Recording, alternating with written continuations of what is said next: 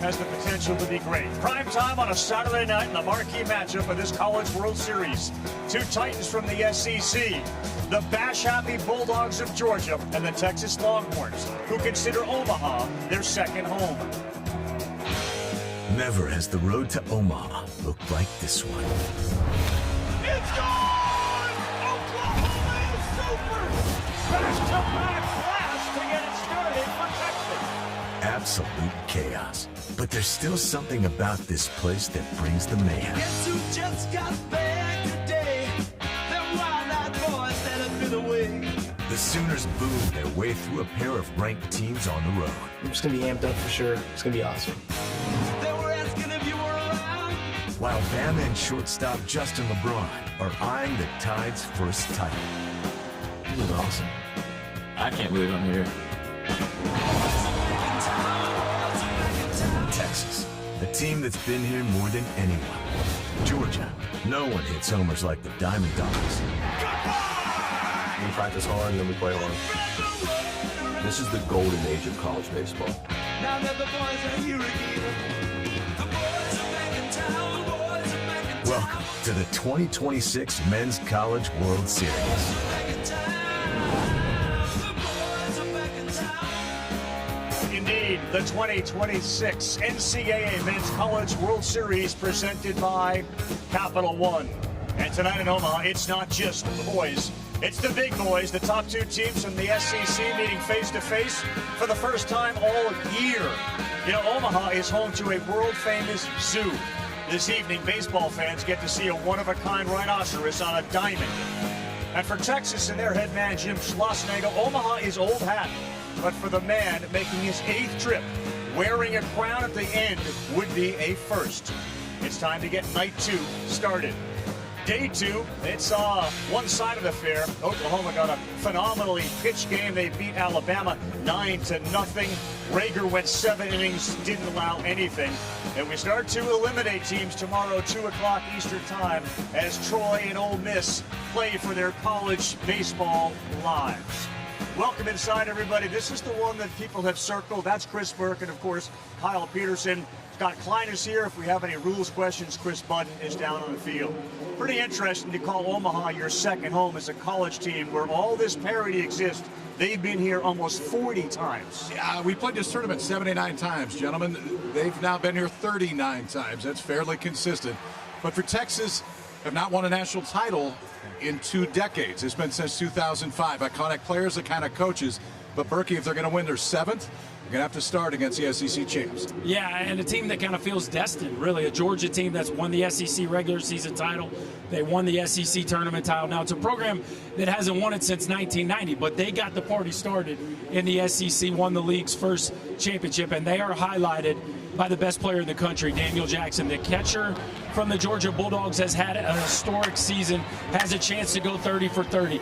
He leads the SEC in every Triple Crown category, and he had a Golden Spikes Award moment, a 2-run homer that sent the Bulldogs to Omaha. He has been incredible every stretch of the way, and he's looking for one more chapter here in Omaha. Yeah, KB, the Golden Spike's about the only thing he hasn't won because he haven't awarded it yet. He's got the Hauser Trophy, he's got the Buster Posey Award, and there still could be plenty more. Ravi, what a list that you have mentioned that is already on his resume, and a laundry list of nicknames. You call him DJ, call him D-Jack. If you want, you call him the Rhino. Whatever you call him, he is the unquestioned star on this Georgia team. I sat down with head coach Wes Johnson to ask him what he has meant to this program. Let's just say we needed a lot more time.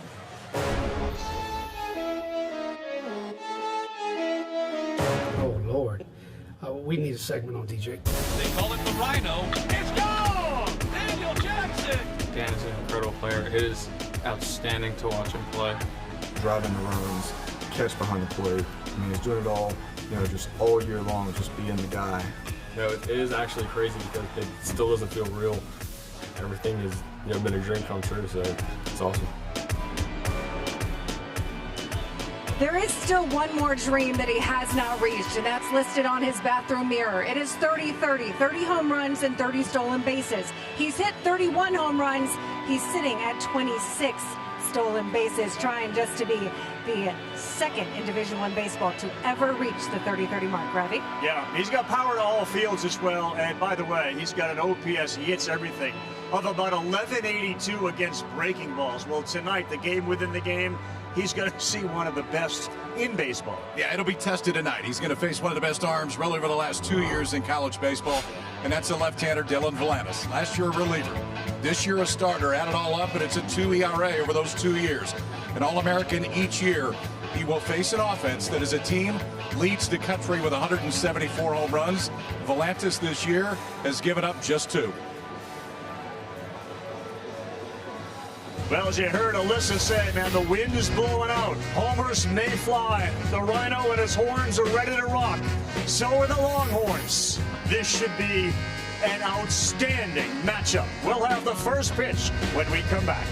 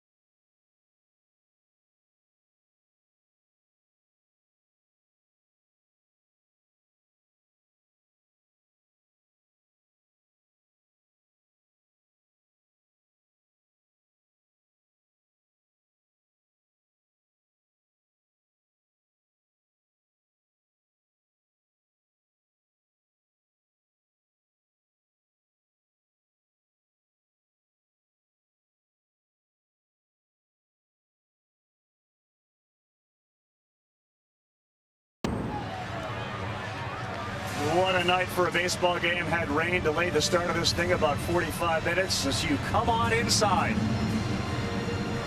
Charles Schwab Field as we take a look at the Longhorns batting order. It's brought to you by Capital One. Fellas, you look at the top 2, they're outstanding, but it's really been 3, 4, and 5 in the postseason who've carried the load for them. Yeah, the top 2 get the headlines. 46 home runs combined between Robbins and Tenney, 2 of the best portal pickups in the country, and they have led this squad. But it's an offense that is clicking on all cylinders. 11.6 runs per game in the postseason. They're going to face a big right-hander tonight, Joey Vochko, the transfer from Stanford, on to start this series for Georgia. It's a power combo. Mid-90s fastball and a slider that'll sit about 90 miles an hour. It's essentially what he throws. You could see a slow curveball to try to slow things up. Occasionally a changeup to left-handed hitter. But he's going to lean on fastball. He's going to lean on slider. It's very glove side, so away to the right-handed hitters pretty consistently for Vochko. Super Regional Game 2. Aiden Robbins led off with a homer. Carson Tenney followed with a homer. And that victory over Oregon is what got them here. Robbins will step in against Vochko, who stands 6'4", 218, a 20-year-old out there on the mound. And again, the wind blowing straight out to center.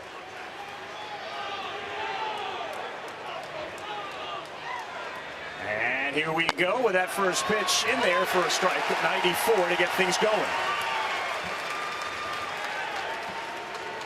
Robbins' gaudy numbers out of Yardley, Pennsylvania. Berkey mentioned the portal, Seton Hall for his start, and he has excelled for the Horns. KP, you talked about it. Most everything Volcho is going to throw is going to be away to righties, in towards left-handed hitters. Nice day to be a right-handed hitter with a pitcher that wants to throw the ball away. The wind is helping out towards right center field. He's got 24 homers to lead the team, and he takes another one that's way outside. It's 2 balls and 1 strike. We'll see this from this Texas offense. They are going to force Volchko to throw strikes. It is consistently one of the most patient offenses in the country. Yeah, over 4.1 pitches per plate appearance, second in the country, and a trademark of a Schlossnagel team. 3-1. Not a huge surprise when you talk with Wes Johnson and you look at 1 through 9, identify the one guy that he said Aiden Robbins is that guy. And that's why they hit him first, because he is your toughest at bat right out of the gate, and he can hurt you if you make a mistake. Put a quick one on the board. What does he do? 3-1. Gets it on the inside corner. A little delayed call by our home plate umpire tonight. That's Jake Uhlenhop. So it's full. Center fielder Lujo, he shaded a little too right. There's a whole bunch of room out there in left center.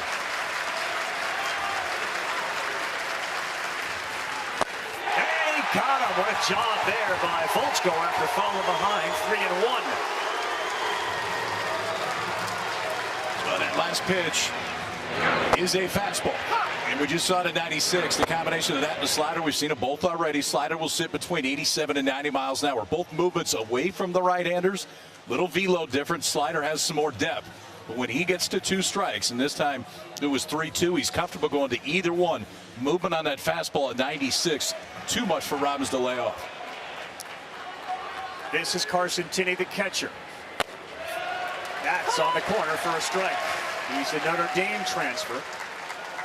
And he is another big dude. In the year of the catcher, 6'3", 220. We talk a lot about Daniel Jackson. Carson Tinney will raise his hand and remind everybody, I can do a lot of things really well. Oklahoma catcher Dave LaChance raised his hand today, didn't he? Yeah, on one leg. Yeah. What a performance by him in game 1 today. Slipped off the bag going into second, really rolled his ankle back, limped the rest of the way, but pulled a Kirk Gibson. He went deep later in the game. That was a part of a 9-0 win. 1-1. It's a good pitch again. 1-2. Boy, it is sharp right now, KP. That cutter slider combo is pretty filthy. Carson Tinney playing in his dream school, Texas. He chased another one. Great start for Volchko. 2 strikeouts, 2 filthy sliders. It's interesting because you know what he's going to do.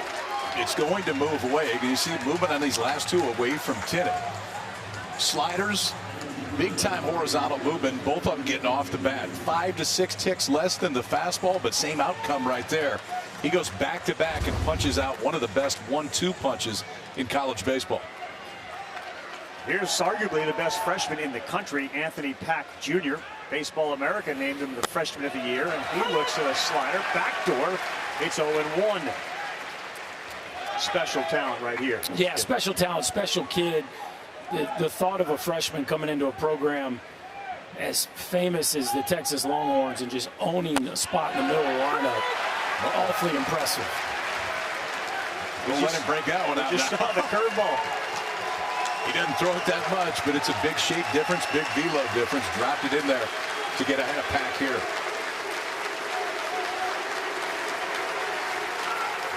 And he has got back-to-back curveballs and 3 strikeouts to start. So we're going to do that too. Is that any good? We're going to do that too. Just go back-to-back, top-to-bottom, snapdragon. Strikeouts on all 3 pitches in the inning. 96-mile-an-hour fastball to start. A slider second. Then back-to-back breaking balls to get the freshman of the year Pack. Georgia offense coming up.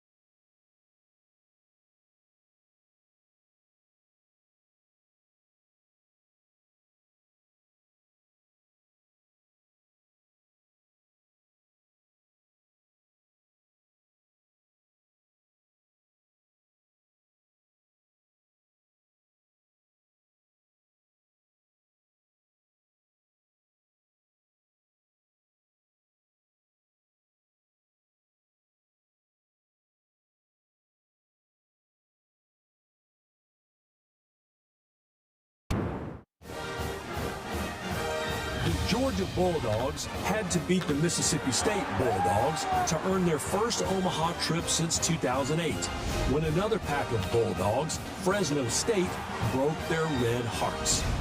Now, these dogs aim to hunker down on Omaha Demons that have, yes, dogged them for nearly 20 years. The big dog, huh? Ryan McGee, some McGee magic there. And yeah, Fresno State shocked everybody in 2008.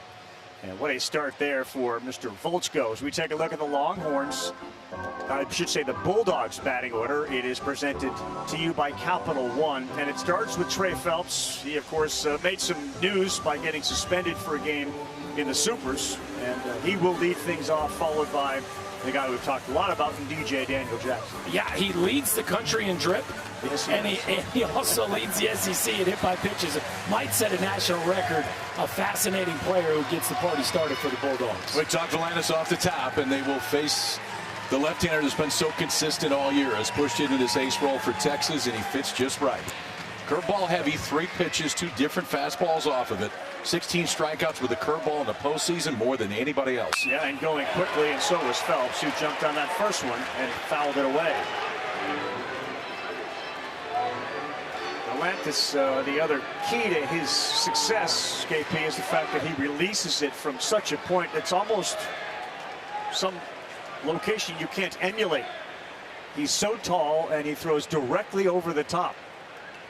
That one missed away. He's a 6'6" left-hander with a release point over 7 feet. Don't see that very often, gentlemen.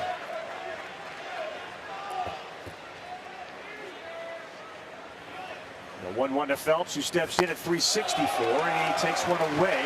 2-1. And the last time we saw him during the Supers, he was laboring, and you find out today he really wasn't feeling very well. Speaking of Volantis, sweating, there was some shortness of breath. It was a very humid evening, hard to grip the baseball, but he was struggling.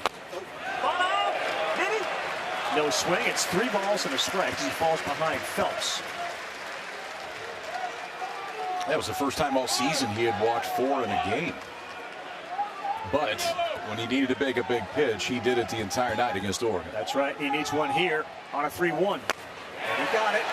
Phelps expanded. That was ball 4. A little two-seamer run. There's a lot of movement on that two-seamer tonight. It's the Georgia team that not only won the regular season, they won the SEC tournament. He's staying away from Phelps, but again, it is a hitter-friendly night tonight to the right side of the park. And this is a Georgia team that is hitting home runs at an epic pace. There's a playing with fire if you stay too consistent. Ooh. Lead-off walk. Yeah, it did. I don't think Tenney caught that one great there, boys. But the call goes Georgia's way, and now you got Daniel Jackson with a leadoff base runner. So he's been making a lot of speeches and collecting a lot of hardware. The Dick Hauser Trophy winner, the Buster Posey Award. He's a finalist and likely winner of the Golden Spikes. That will be announced on June 29th. He steps in ready to go, and he goes any direction. He got sorted there on a tight slider, and it's 0-1. You could be a fan in right field, you could be a fan in center field, you could be a fan in left field and be equally likely to catch a home run ball from Daniel Jackson. Phelps leads with 8 steals, and that one misses. It's 1 ball and a strike. Yeah, pretty impressive. Of the guys that have hit 30 homers, only Christian Moore has hit 10 or more oppo. Daniel Jackson's power is real to every part of the park. 1-1. And this ball is lifted high. It is not deep. And Robbins on the track is there to make the play. You breathe a sigh of relief if you're Volantis and the Longhorns. You get through Jackson.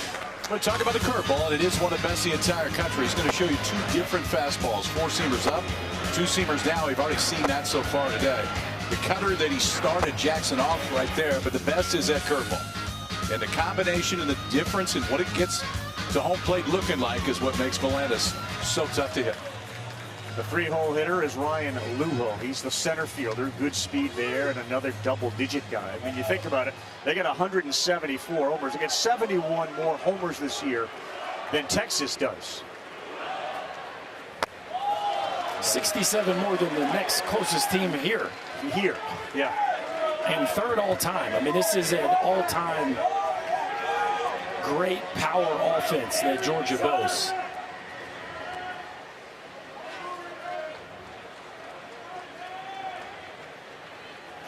On the 1-0, that ball is pulled down the line. This one has some carry on it. Did it go off the post for a homer? The ball is still in play. Phelps is coming around to score. And into 3rd goes Luho with a triple, unless it didn't ring off that pole for a homer.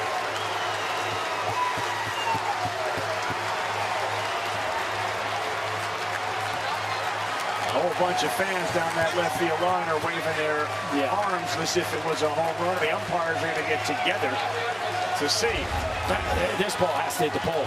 It bounced 30, 40 feet, right, boys? There's no way this hits the yellow that's a home run. padding and bounces that far. I think it'll be overturned on the field, and they'll probably review it also, but I don't think this will take long. Make it 175 as far as home runs go. It's quite clear when you look at that thing rang off the post. Georgia is challenging the call of no home run on the field. This will be a crew chief challenge. Yeah, we have Scott Klein, our rules expert, who has been an umpire in 4 College World Series.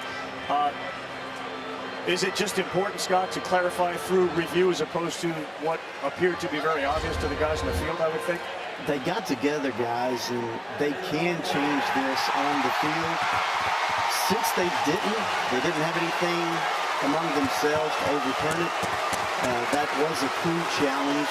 Yeah. So the schools have 2 for the game, but potential home run is something the crew can look at any time. So either way, they would not have. Yeah, and they already quickly knew right away. I think the Longhorns knew as well. So you mentioned 2 homers allowed. There's 3 on the season, and we're in the first. Well, he hadn't faced an offense like this one. Nobody has.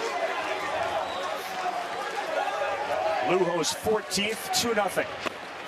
Volantis buries one against Michael O'Shaughnessy, who wrote his own history on the game that Phelps was suspended for. What did he do? Hit a couple of home runs himself, like it's a party. May as well join it.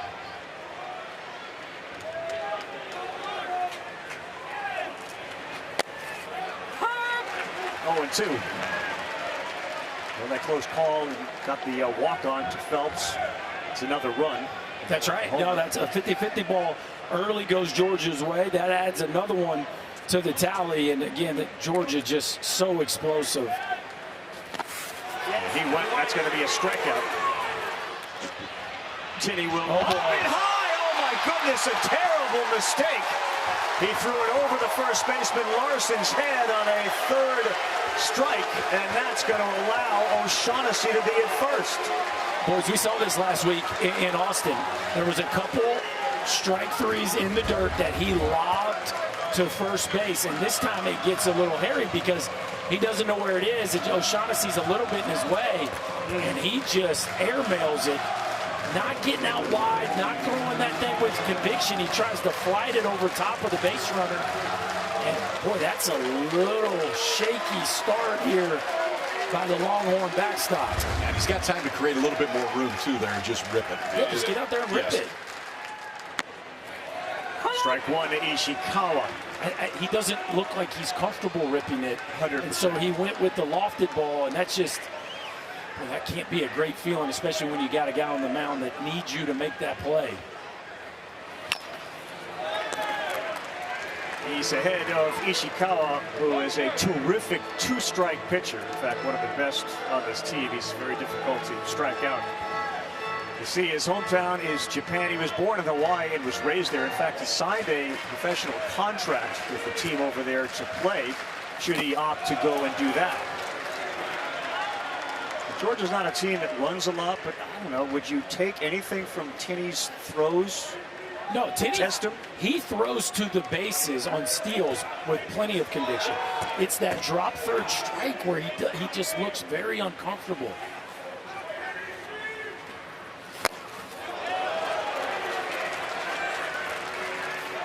Now, that doesn't mean Georgia won't try to take a base. I'm just saying he hasn't shown us any problems throwing the ball to the bags on stolen base attempts. The Lujo homer traveled 352 feet at 103 miles an hour off the bat. 2-2, Ishikawa.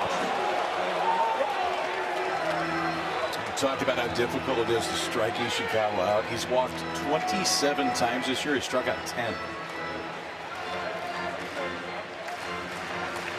You just don't see that anywhere ever anymore. 2-2, 2-0's the score. And again, he spoils one that looked like it was going to get him on the kneecap. Well, it's a little bit of a double-edged sword with Ishikawa, because while he does spoil pitches at an incredible rate, you can get him to chase. The bat-to-ball skill will sometimes lead him to thinking he can put anything in play. So if you're Volantis, you got to keep expanding that zone and make him prove that he'll take that breaking ball. Volantis on a 2-2. And that ball is a seeing eye single that's going to go underneath Larson and get into right field. That came off the bat at about 23 miles an hour, fellas, and found a hole. Mom and Dad loving that. And go back to the home run here by Rylan Lujo, a cutter that just kind of spins on the inner third, and Lujo, one of the most talented, maybe most underrated hitters here in this field, hits a rocket right off the foul pole. A no doubt double off the bat, stays in the air long enough to put two on the board. And man, this mighty Bulldog lineup flexing early. 25 home runs in the postseason, already won here at the College World Series. Hoping to take advantage of the error from Tinney as that one misses to Ryan Wynn. Next home run would get him into double figures. Texas is reeling right now the way this game has started. Homer off a guy who doesn't give up any. And the 1-0's too far outside. Did he go? No, so it's 2-0. I want to go out there and slow him down a little bit right now. I think it would be a decent time to go out and just have a quick shot, whether it's Tinney that does that or Max Wiener, the pitching coach. O'Shaughnessy off second. Ishikawa off first. The next one will land.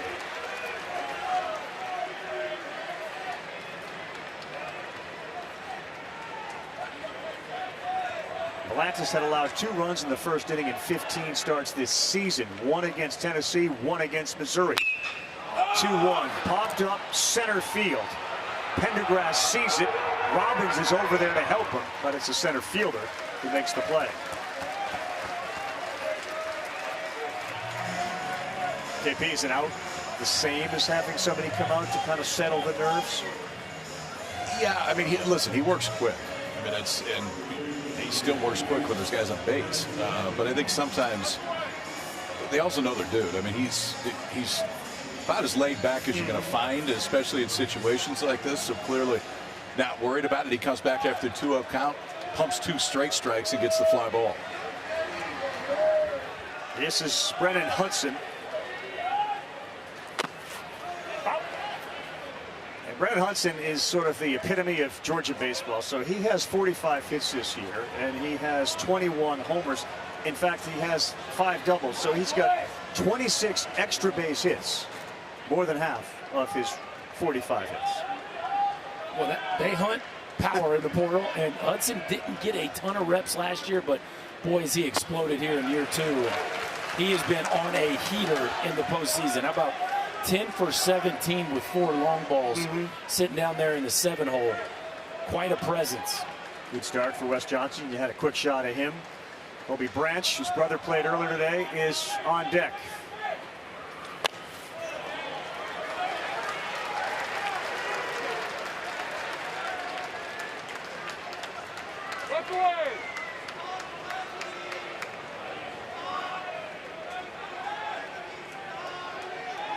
Next pitch will be the 30th of the inning, and Volantis drilled him. Wow, the bases are loaded. A walk, a hit batter, an error, a homer. And this one is teetering right now. Yeah, it's about as bad as you could draw it up. That being said, it's 2 runs. And we saw him dodge traffic all last weekend in their super regional at home. Well, he's got his hands full here with one of the captains of this club, Colby Branch.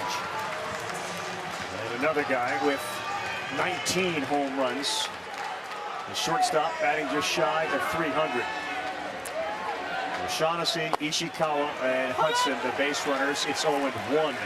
They've done a good job, though they've fallen behind. They've done a good job battling and staying in the at-bat.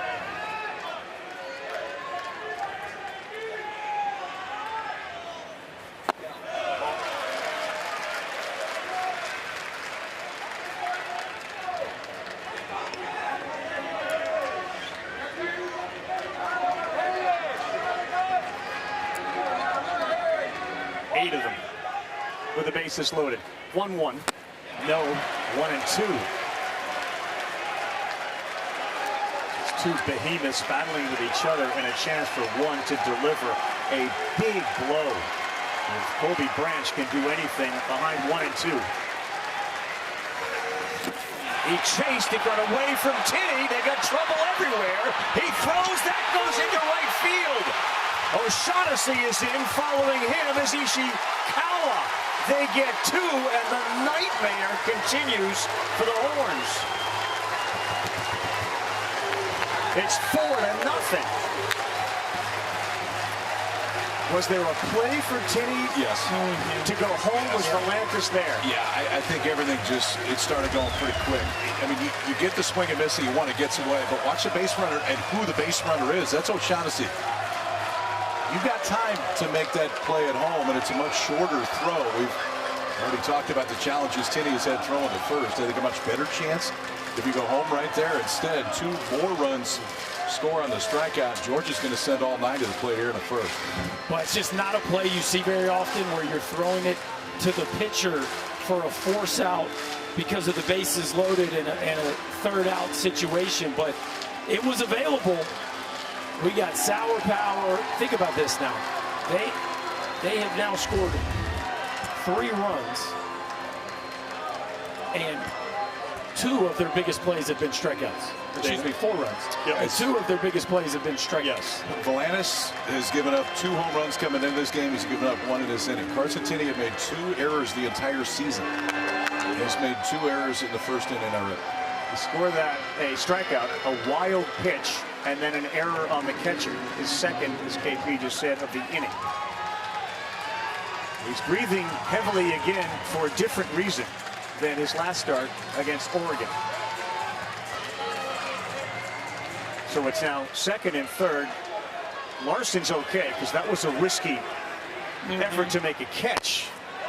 The first one from Volantis misses. Right away, fellas, we're at 35 pitches in a 4-0 hole. And we're only in the 1st inning, bottom of the 1st. Ryan Black's the right fielder. Yeah, and when you think about the fact that Volchko looked lights out, they're getting just 1 inning, but the momentum swing of Volchko dominating the top of Texas's lineup, and then Texas really gift wrapping a few here in the home half is just a nightmare start.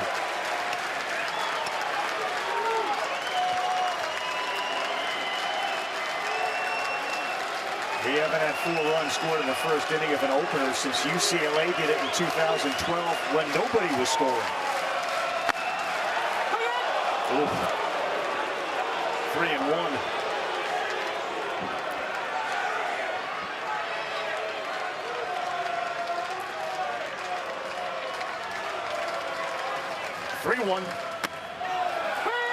Battling back 3-2.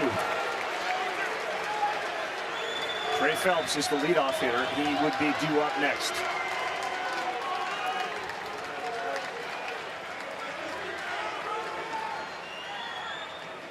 Oh boy, Atlantis has lost it again. He hit a second guy this inning to load him up. He keeps going to his leg, guy. It's like he just doesn't have a great grip of the ball. He's going to the rosin. He's going to his leg. But it's not humid tonight. This isn't one of those nights to where it's a little drier than you're used to being this time of year. But that one just spits right out of his hand trying to throw the Brigham ball. There is no world in which you could foresee an inning like this defensively, and certainly from the guy on the mound. Career high pitches in 1 inning, and now it's Phelps with the bases loaded. He gets under it and skies it on the infield. Rodriguez, the shortstop, finally stops the bleeding. Look at the bottom line. 4 runs, 2 hits, a couple of errors. Carson Tinu wondering what in the world just happened.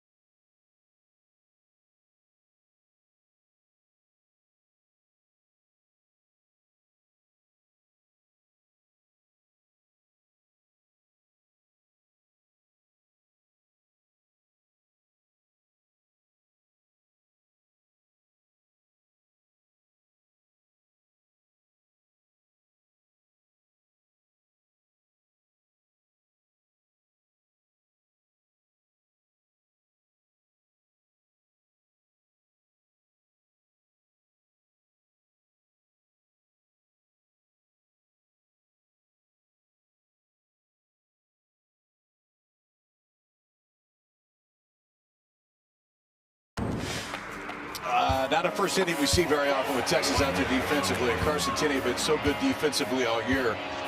Clearly extremely hesitant to throw the baseball to first base right there.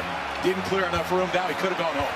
Could have gone home. It's a force out there. It gets him out of the inning. Instead, speeds up a throw to first base, goes into right field. 2 more runs scored. 2 errors in the inning for Tini. 2 hits for Georgia. One of them a 2-run homer and a 4 spot to start it. Fairly inexplicable for a Longhorn team that's been so good. And now you have Max Wiener talking with the starting pitcher, Dylan Volantis. Tini seated alone about 40 feet away. And now they need some base runners. Temo Becerra leads things off, and Volchko starts him off with the slider up and out. It's 1-0. The home run was very reminiscent of what we've seen all year, but the other side of it was something you rarely see ever from a high quality team like the Longhorns. It's a Texas team that fields 980 on the year. Yeah. You got a pitcher on the mound that doesn't walk people, doesn't hit people, doesn't give up homers. I mean, none of it makes sense. With Volantis on the mound, they have not had an inning like that all year. Not one. And now Tini and Volantis chatting with the Great pitching coach for the Longhorns, Max Weiner. 1-1, a little too far inside to Becerra. And your point is well made about Volantis and his attitude. He is off the field incredibly laid back. The word that they all use about him is how much gratitude he has for everything that he's got. 2-2 with a tight slider again. But on the field, he becomes a different person. Now, how you react to what just happened will be fascinating. If you're Texas, if you had to pick one, that is the one you want to see how he reacts. But now it's a 4-0 hole. Volchko struck out the side in the first. And he's got another one to lead off the second. That's 4 up and 4 down. This fastball is fascinating, KP. It's cut sometimes it rides, but it always has cut spin. Watch the way this thing's spinning. That looks like it's going to go towards the outside part of the plate, and it rides up and in right above the barrel of Becerra. That still had negative horizontal whip. So even though it's on the arm side, it's fighting to come back over, and it's just a movement pattern that hitters don't see very often. And it's at 94. Adrian Rodriguez seemingly saw everything during the Supers last week when he was absolutely on fire. He's behind 0-1 in game 1. He had 5 RBI, and then he had the big double down the left field line that helped get Texas the victory. And Volchko working ahead, 0-1, now 1-1. So Volchko got into the portal, and one of the first calls he made was to Paul Skeens. Because, of course, Skeens pitched for Wes Johnson at LSU when he was the pitching coach there. And Georgia and LSU were on the list of places that were after Volchko. Skeens didn't really steer him in a direction. Volchko said, I think he would have liked if I went to LSU, but he said, you got to do what's right for you. And he ended up following Johnson and coming to Georgia. And it's worked out well as he tries to pull a Skeens and go 5 for 5 with batters faced and punch-outs.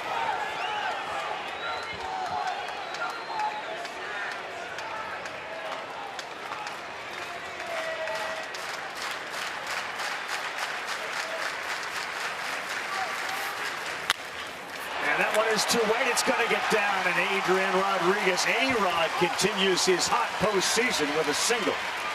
Well, you said it, Carl. Hot is right. Now 12 for 20, hitting a cool 600 in the postseason, and he was the star of stars last weekend in their Super Regional victory. Gets a slider down and in, and the back knee almost gets to the ground here as he gets below this breaking ball. Look at his chest get down, his back knee get down. He gets below that breaking ball. That's a pitch that almost everybody rolls over to the second baseman, but he lofts it into right field for a 1-out knock. And now Ethan Mendoza. It's a very aggressive Longhorn base running team, and it's 0-1. 111 stolen bases. 40 more than Georgia. There are the numbers that Berkey was talking about, that 600 average. 9 runs batted in. Mendoza, a kid who grew up in Bedford, Texas, dreaming of playing for Texas. Finally got a chance after the Longhorns didn't come calling initially, but Texas A&M did. And of course, the head man at A&M then was Jim Schlossnagle.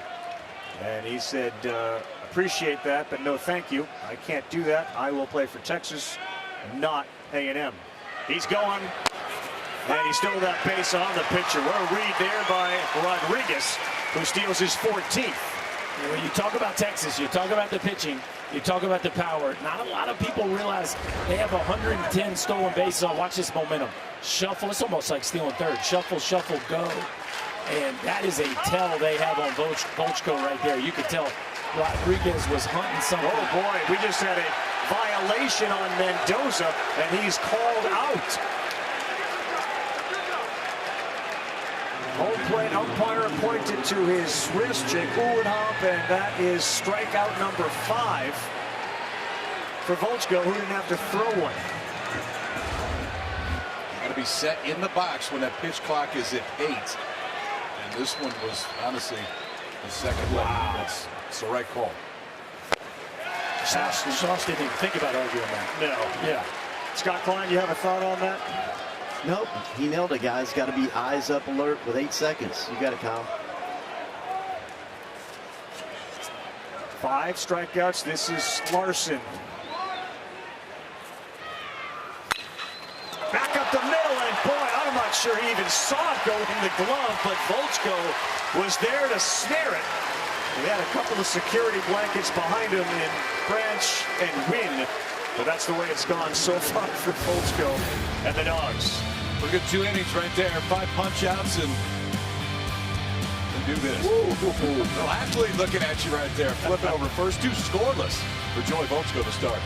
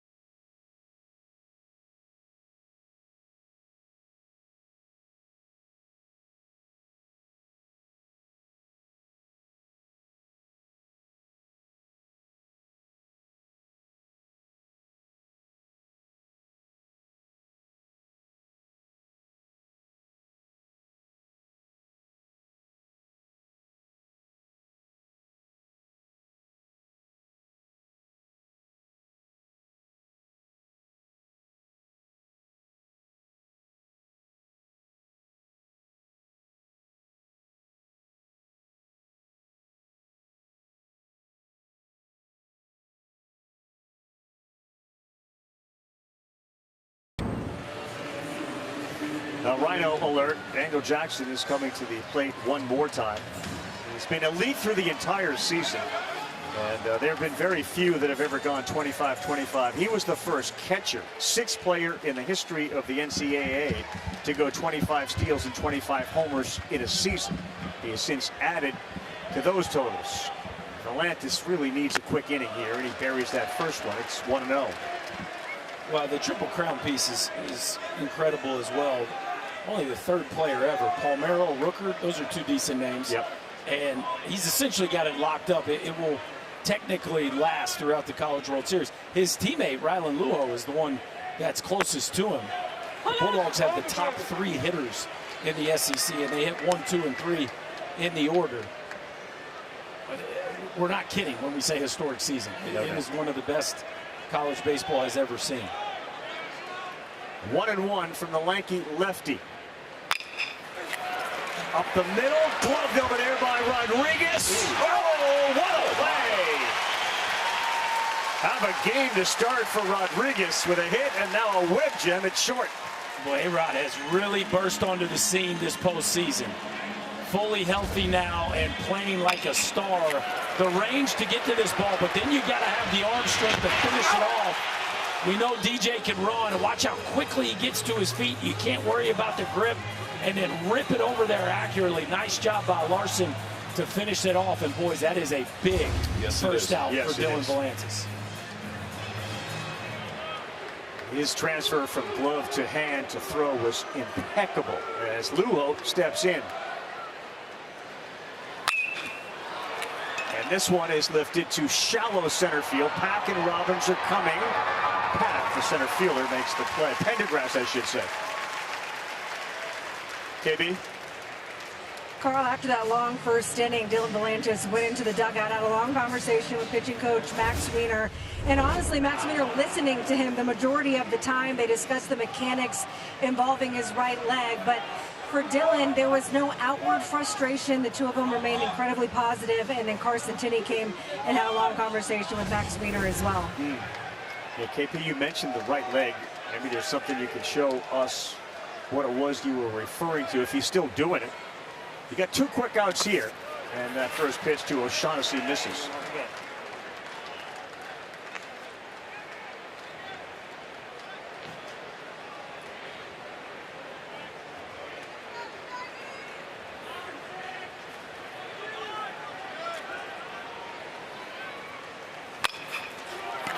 And that is the inning that Volantis needed. He threw 6 pitches after throwing 41 in the first.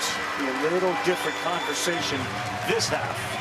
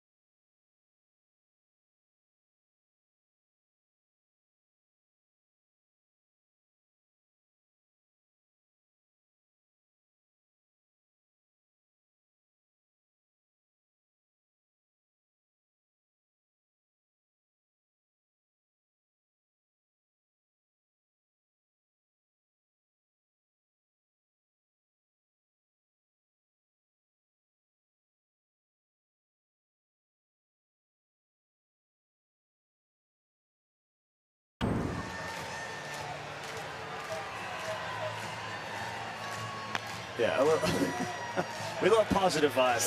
So much love, so much positivity. You're back. Back. Good. Yep. Breathe. Okay, you speak to every pitcher about that guy, Max Wiener, who was once with the Seattle Mariners organization, widely regarded as one of the best in the business right now. But it really is emphasized the positivity that he brings to every interaction. And I think you just saw that right there. Casey Borba will lead things off for the Longhorns. He's the 8-hole hitter. And one more time, Volchko continues to get ahead with strike 1. Darian Pendergrass, the center fielder, is on deck. Borba, an 8-hole hitter with 18 home runs on the season. Some power in the 8-hole tonight, don't we? Between Branch and Borba? Yeah. That didn't feel real good for DJ. No, Rhinos have pain too.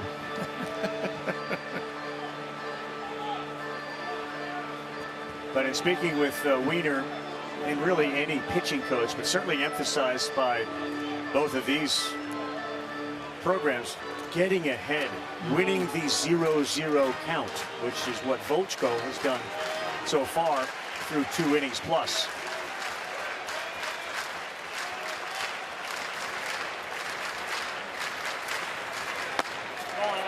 That's a good take. Saw where Jackson was set up and he hit the glove, but he was off the plate. That's the one you're going to have to take. That's the one he wants you to swing at, too.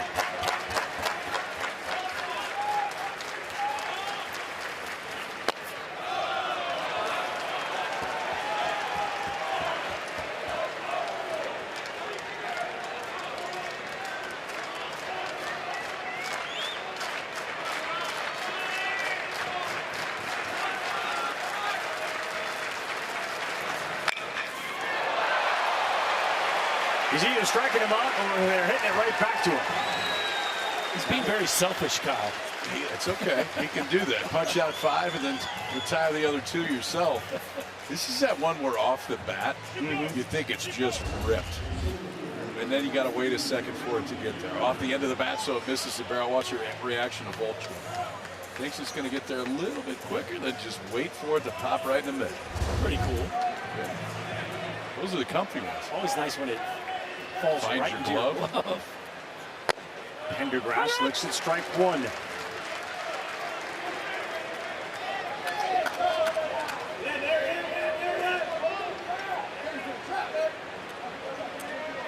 Eight of 9 first pitch strikes.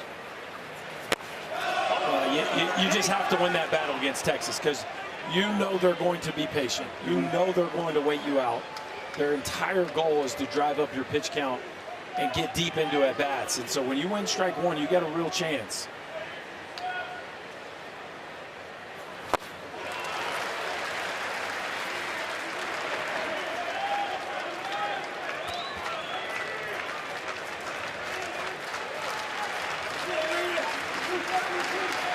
He has got 5 strikeouts. He's made 2 outs in the field, and here comes the next one to Pendergrass, and he's gone.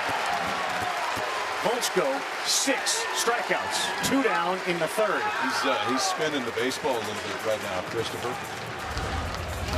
Ichi's last 2 sliders, both of them with spin rates over 3,000. That last one about 3,050. It's tight, it's late, and it has a little bit of depth to it too when he goes back to that slider. We've already seen the slow curveball a couple times to get back. This time right back to the slider.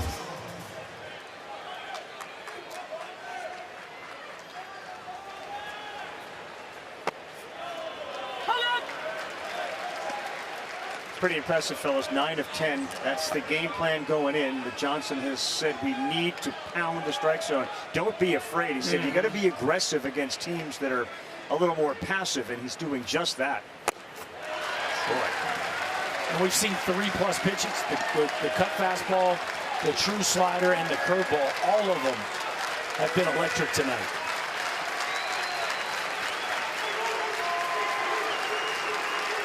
He expands with a slider, and this one is driven to the gap in right center. Going over there, Ryan Black is there to make the play.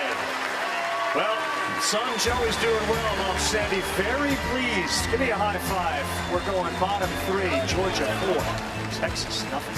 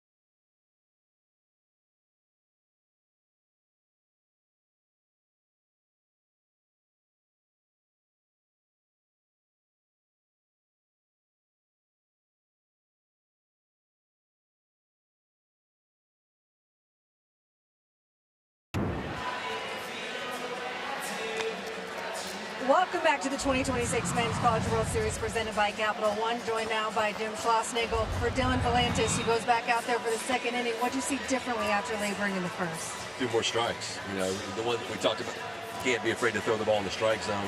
They're going to get their homers every now and then, but if you give them 3 bases like we did both on the mound and, you know, obviously threw a couple balls away, then that's when you're going to lead to big innings. The errors for Carson Tenney, what do you attribute them to? You know, I mean, the first one, that hasn't happened all season. You got to play a little better catch. And the other one, he was just in a rush and tried to make a play. I appreciate it. Thank you, Coach. Thank you. Guys. All right, KB, thank you very much. Like the game within the game is certainly the ability of Volchko to get ahead, and to what Schlossnagle just said, the inability to throw strikes. They both emphasize these are good hitting teams. You're going to give up runs.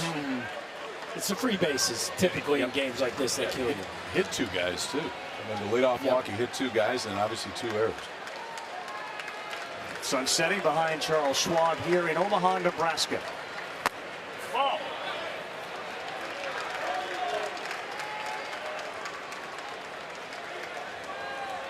Second numbers for Ishikawa with that seeing eye single off his bat at like sub 30 miles an hour, and just the amazing eye to have 27 walks and 10 strikeouts.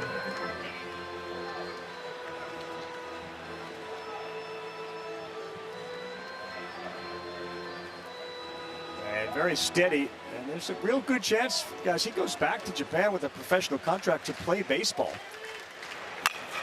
This ball is lifted to right field. Robbins is at the track, and he stops to make the play. Ishikawa does have Couple of homers this year, but he comes up short and is one down. Yeah, there's a team in the Japanese Professional League that drafted him, so they hold his rights. Yep. So ultimately have the ability to negotiate with him. Cannot do so until, I believe, just after the draft. After the Major League draft. So you can look at the Major League draft, compare that to what the options were if he wanted to go back and play professionally in Japan. It appears as if financially it's going to be a pretty good option for him. Nice to have options. Nice to have options. Strike one from Volantis to Ryan Wynn, the second baseman.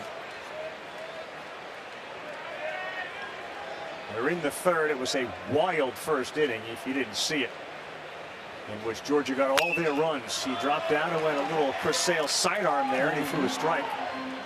We did see that a couple of times during the Supers. First time today, showing you some sidearm action, big time crossfire. Look at that little hop through there. Very good athlete.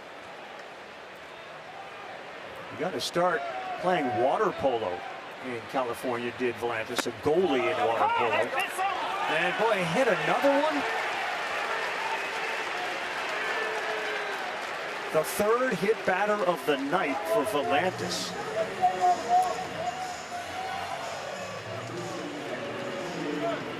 I mean, he had hit 7 the entire year. The first 3 innings, he's clipped 3. Boy, that hit him. That get him by much. Glanced him.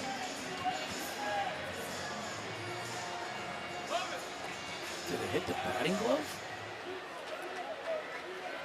Well, Ryan Wynn certainly sold it, and that was on an 0-2 pitch, fellas. This one is pulled foul off the bat of Brennan Hudson. Look, Georgia does not afford you the opportunity to play a game that's not clean. They do not, and they'll take advantage of your mistakes. It's been the best team in the SEC all year.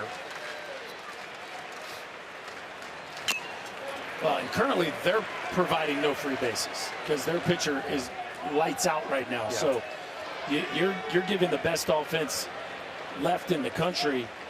Georgia Tech was the only one that scored more runs per game than Georgia this year. They're no longer playing. You're giving them free passes. And they're on their game from a pitching side. That's not a winning formula.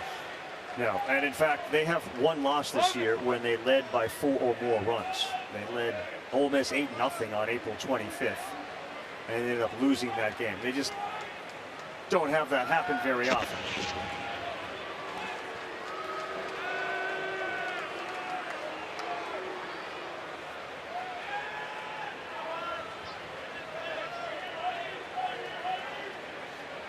Tale of 2 innings for Volantis. 41 pitches first inning, 6 in the second. That's a good one. That's a strikeout. And believe it or not, for Dylan Volantis, that is just his second one of the night. Third, I should say, of the night. He got one, and then the ball was thrown away. Latest news, insight, in-depth analysis from the 2026 College World Series. Visit NCAA.com. NCAA.com is your official online home for all NCAA championships.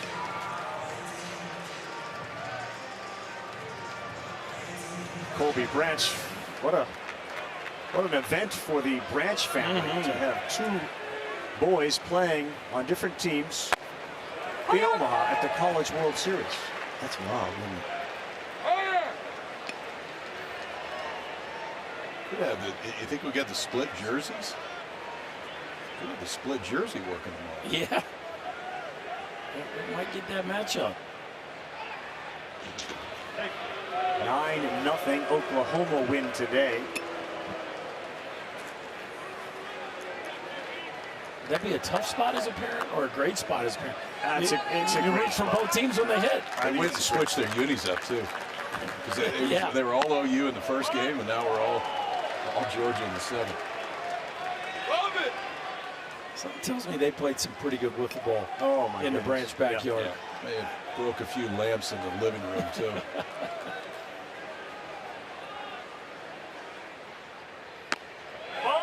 It's not just the 2 of them. They have 2 younger boys as well. So bless those parents. They've got 4 boys all together. And it worked out pretty well during regionals because OU played over at Georgia Tech. So they were able to kind of bounce between the 2 in the state. Colby started at Baylor and, of course, came over to Georgia. Kyle, outstanding for the Sooners.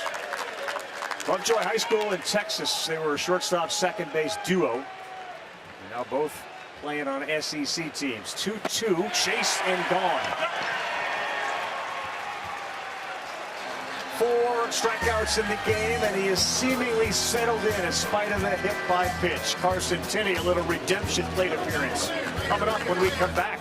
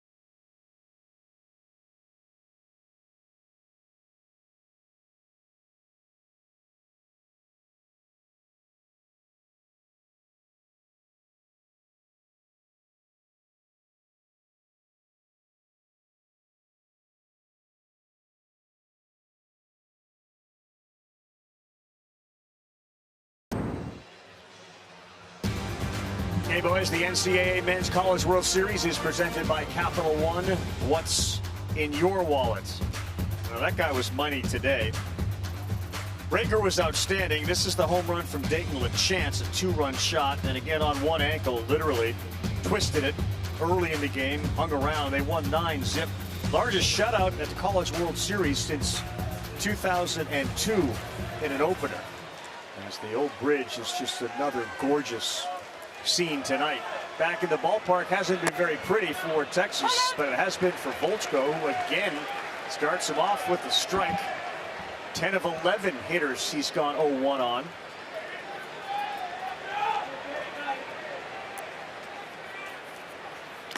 Tenney doesn't take there, so it is 1-1. Volchko twice this year has struck out 10 in a game. He did it against Ole Miss, and then he did it to start the postseason against LIU. He is sitting there with a half dozen as we start the fourth. And Carson Tenney. For the most part, the book against Volchko this year is to force him out of the zone, and he's done that. I mean, coming into the game, 45 walks and 86 in the third inning. He's walking about 5 per 9. He just hasn't tonight. It's 10 of 11 first pitch strikes. He's gone 3-ball count to 1 hitter. That was Robbins to start the game. 1-2, and he tried to drop a curveball in.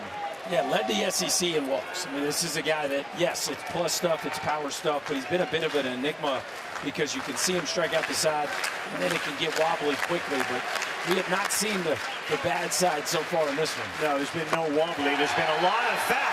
Another slider, and that is strikeout number 7. Well, he struck out the side in the first. And now 7 to this point in the ball game, but really it started with first pitch breaking balls that he's getting for called strikes. Gets ahead, then expands. So the slider off the plate, the cut fastball off the plate, and then this thing he dropped in there to Pack to strike him out. Went back-to-back slow curveballs to strike out Pack. Another slider right there just off the plate. He's now struck out Tenney twice. He's looked absolutely amazing, and again, Volchko, just a 20-year-old, as he gets Anthony Pack Jr. Got him with a curveball his first time up, but another slider and another first pitch strike. It's as good as you can be to start this game.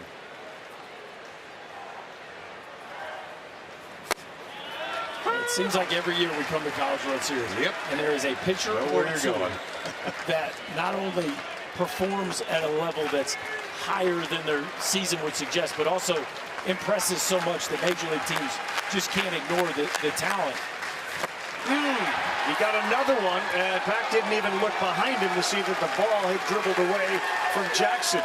It's the stage, but there's something about this setting that puts a lot of pitchers either on edge or puts them at ease. Volchko right now, KP, looks pretty much at ease. There have been no questions about Volchko's stuff for the 3 years he's been in college baseball. The only questions have been, will he throw enough strikes? And he hasn't consistently up to this point to be a guy that you would look at and say, okay, there's somebody you can see as a frontline starter in the big leagues. If you only watch this game, you think very differently. C. Gage Wood, strike one again. So remember, it wasn't that long ago he faced Mississippi State, went 5 innings, gave up 7 hits and 7 runs. Right. No, a week ago, as in not very long That's ago. my point.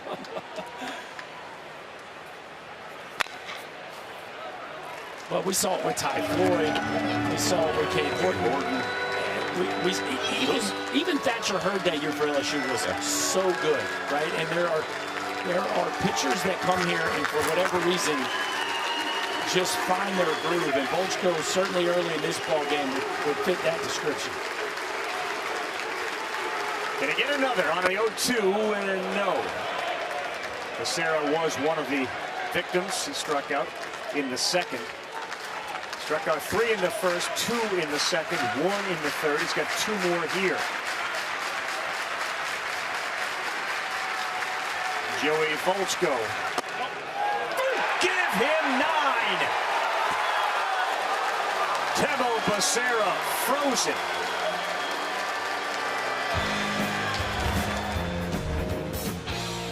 All dogs. Sure. Sour, power, punch outs. It's all working right now. And on the other side, we'll talk to the man who's got to be feeling pretty good, Wes Johnson.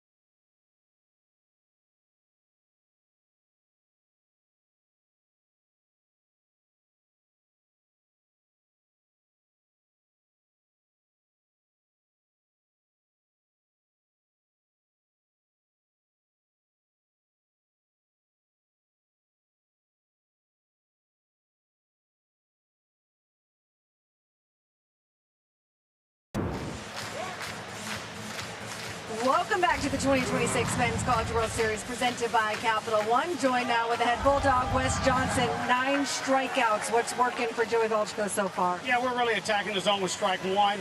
He's getting ahead early and he's able to get to his off speed. His slider is really moving today. Curveball's been good. We've actually even threw 1-2 seam in there. So he's just commanding the zone with multiple pitches tonight. You guys got ahead early. What were you able to take advantage of in the first? Yeah, we were able to lay off some pitches. We got lucky a little bit, too. Let's be real. We got a little lucky. We needed to string together some more hits there, but we've got to get back. Volantis is really starting to settle in. We've got to slow the game back down, see some pitches, and not chase. This park plays differently every night after the rain. How's it playing tonight? It's playing a little bigger than what I thought it was. I thought Jackson really hit that ball hard, there, and then I thought Kenny hit his hard as well, too. I think if those were hit earlier today, they might have left the yard. Thank you, Coach. Thanks. Go Dogs. Guys. He's used to things leaving the yard for sure. And oh my gosh, he starts off the inning by drilling the 4th hit batter. And Dylan Volantis has to be talking to himself. The other thing, too, and in offenses, there are so many different places they can get you, and Black's a good hitter. But he does hit 9th in this lineup for a reason. He's now hit it twice. 4 hit batters for Dylan Volantis. That is a career high. Again, 7 on the year coming in, now 4 today.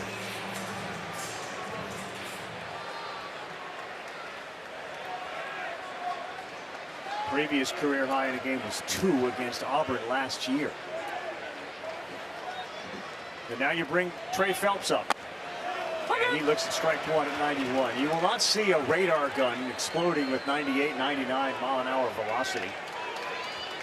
Other teams chase that. In Volantis' case, he's been so good without it. It's not something that's a priority for them or him. Slow one back to Volantis. He looks to second, opts to go to first for the out. Nice pitch there with the changeup kick. We've seen a few good changeups in this ball game.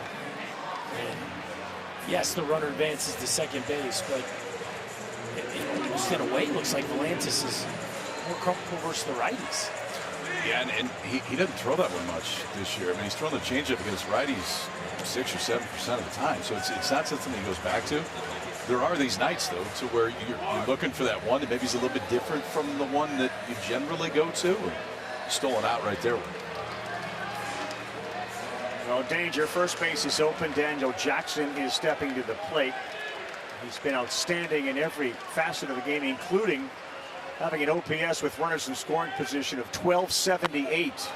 He has to back off one. It's 1-0. And the batting average with a guy in scoring position of almost 400. Yeah, there's really no hole you could poke in Daniel Jackson's season. He's done it at home. He's done it on the road. He's done it against righties and lefties. He's done it with runners in scoring position. He's hit homers all parts of the park. I mean, he's checked every box there is to check. He catches every day. He does do that as well. There's 31 homers. 10 have gone to left, 10 have gone to center, and 11 have gone to right. Almost hung up there a little bit, but that's some good movement. It's 1-2. Saw that in our earlier game, man. They jumped all over pitches, did Oklahoma, that were up in the zone. And I'm not sure anybody would have had that in a 4-0 game, but he's the only one who hasn't reached. There's another one up.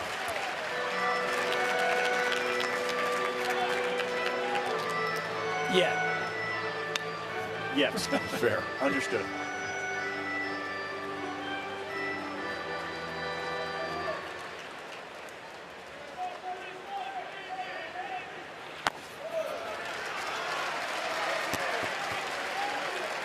There's that arm side miss with the breaking ball again.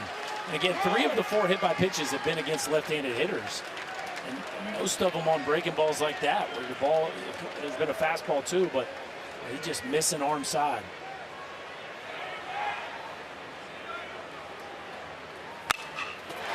On a line to short, caught there by Rodriguez, and he is not on base yet. Retired again. We got some MLB action your way tomorrow afternoon.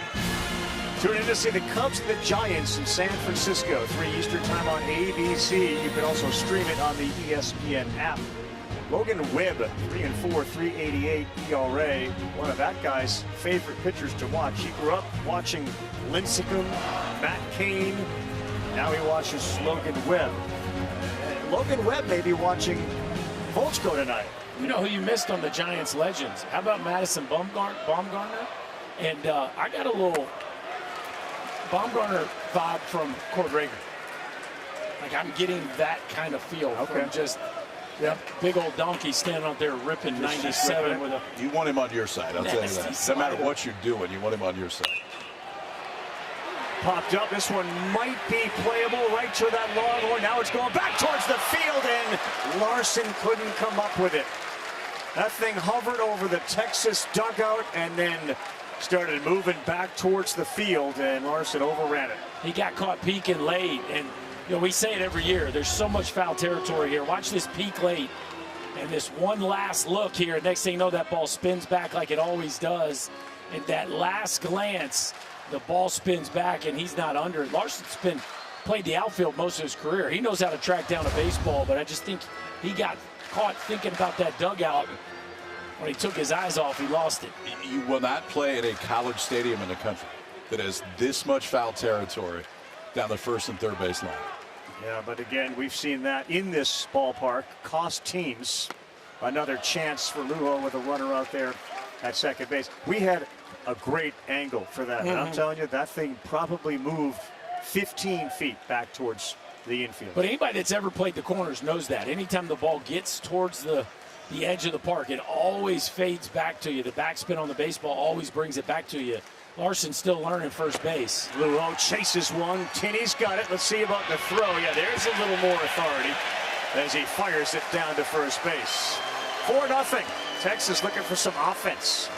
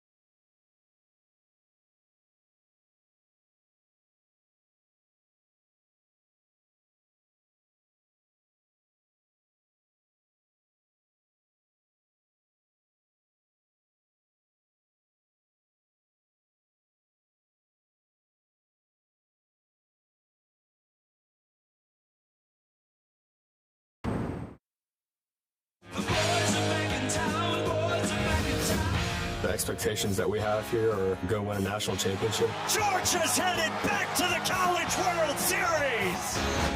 One game at a time, staying focused on our process and our plan and everything, and we're just ready to go. From Austin to Omaha, the Horns are heading back to the College World Series.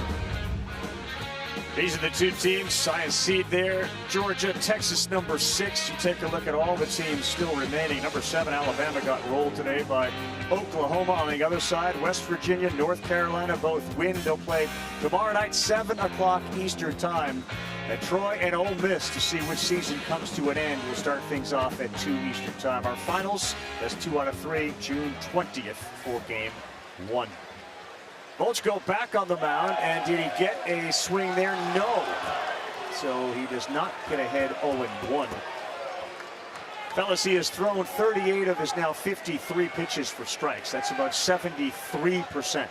Well, what I like there, too, is that Adrian Rodriguez is ready to swing the bat. At some point, you can't keep taking strike one. He jumped on him again. This one is into center field. Somebody else on the team's got to talk to Adrian Rodriguez. He's got the 2 hits.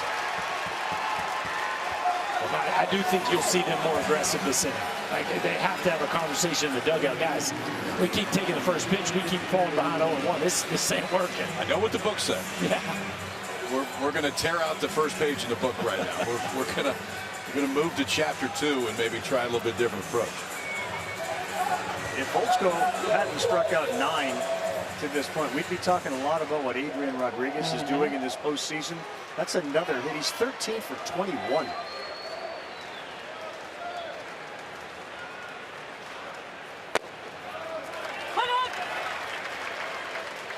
Maybe not. Not for Ethan Mendoza, the 6-hole hitter for Texas. KP, the tunnel effect is very good for Volchko too. It comes right out of the same slot. And almost you've become prone to expect it to be a slider tonight. Well, and the fastball cuts so much. I mean, the movement on that fastball is such a different look, and you combine those two things. That cut fastball's been up 96 tonight, and he drops a slider behind it.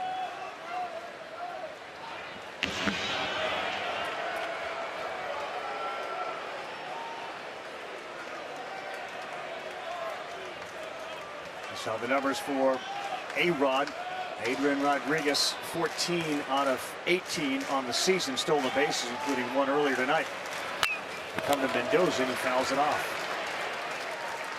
And here you are again, 0-2. And it's just, you know, Mendoza takes a nice cut fastball on the outer third of the plate. You foul off a slider, and this has been the formula all night long for Volchko to rack up the strikeout totals. Way to shade it up the middle a little bit. They will not throw home, but they'll throw it away. And that's going to allow Rodriguez to get to second. He's looking up. He's going to third. And he will get there without a throw. And the first mistake by the Bulldogs. Paying a lot of attention to Adrian Rodriguez, and this is just a throw that, again, it cuts on him. That's what it does, and that ball cuts hard left, and you make a throw in error here. It's 2 bases almost every time. KP, one of the thoughts I was going to ask you when he's throwing over there, he's been so great focusing on the hitter. Why would you worry so much about a base runner when you're getting everybody out at the plate? And now you've given up a run. That pitch was up. Ethan Mendoza delivers a single to right. And the Longhorns are on the board. Climb the ladder, Mr. Mendoza. This is not an easy pitch to handle, and it's a ball. But I love the aggressiveness. 2 strikes. You got a runner on third base and the infield back. Mendoza trying to put a ball in play, and boy, that's a nice piece of hitting right here to climb the ladder. You see that? I guess that's a breaking ball up and out of the zone, and look how far that bat actually works high to low. Watch, the follow through is higher than the contact point. That is an old school try to get on top of it swing and just a rocket into right.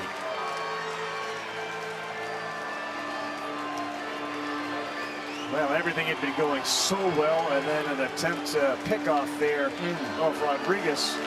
And a pitch that was up. You haven't seen many up there out of the zone, and Mendoza picks up his 48th RBI.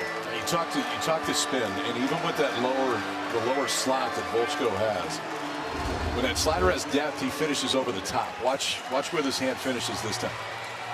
All the way around the outside, and it just gives it that side-to-side spin with not a lot of depth that Mendoza can stay on. He has stolen 11 bases on the season at first. In the dirt, great job by Jackson to block that. He's got his chest over it, stays right there.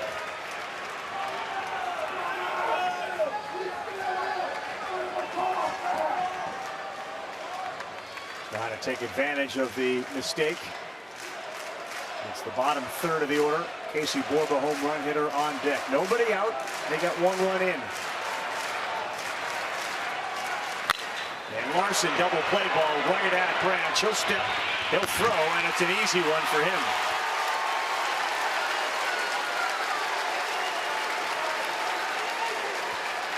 Well, that'll stymie some momentum, KP.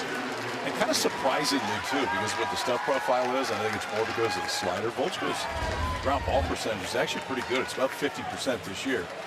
He didn't get a whole lot tonight until now, but he needed one here. And about as tailor-made as you can have right there for Branch up the middle. Almost called him from traveling. It's one too many shuffles. They don't call that anymore. You know that. They don't call it anymore. Jalen Brunson does that every jumper. Well, Vignani gets away with it a little bit too, but that was a great view from our umpire, Brandon Cooper. Get that camera on top of his hat out there, and a really good look at the middle of the diamond. So base is empty for Borba.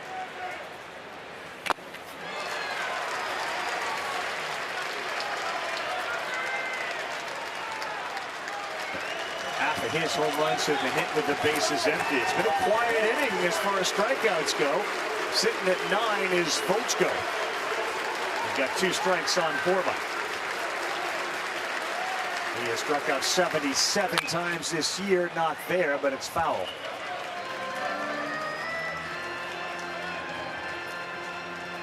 Well, he clearly had a shot of adrenaline going through his body here the early part of this ball game. The question is, will he be able to sustain that? Yeah, I mean, there was something special running through his veins here the first 50 pitches or so.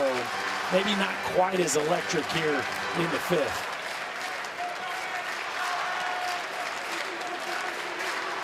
Put away pitch has been that slider. They set up outside, and oof, he threw a sweeper virtually.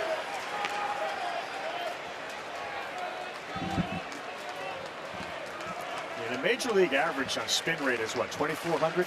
Average breaking ball. 25, about 2,500. That was 3,200 right there. How's that possible? That's Joey, because he just did it again. That's number 10. We're in double figures for punch-outs. And he redeems himself for the pickoff. It's 4-1. What a night for Volchko.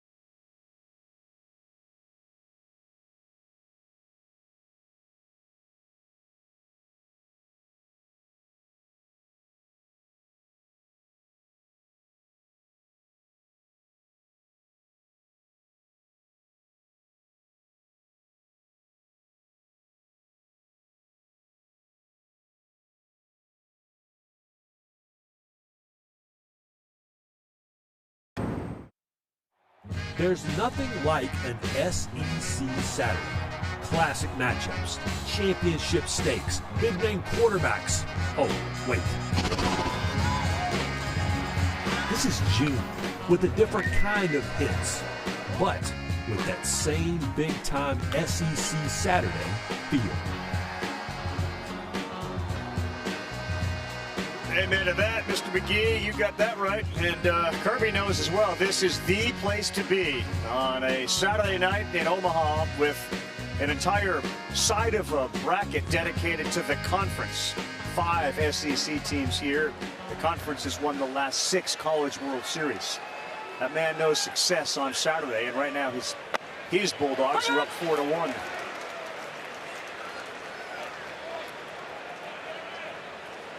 Michael O'Shaughnessy took strike one from Volantis. He's one of a handful of guys who tend to enjoy jumping on first pitches. So the .571 batting average, but he's behind 0-1, and now it's 0-2.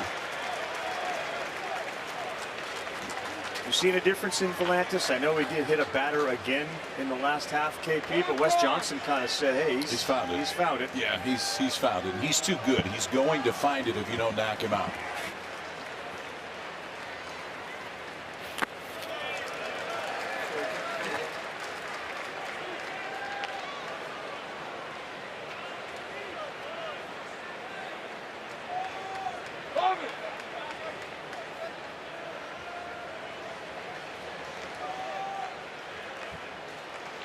O'Shaughnessy, like most, was reveling in his replacement of Trey Phelps with 2 bombs to just sort of let everyone know. And this, we discussed it with Wes Johnson. Oh, O'Shaughnessy's in the lineup. Okay? Don't think he's not in the lineup. Shaggy.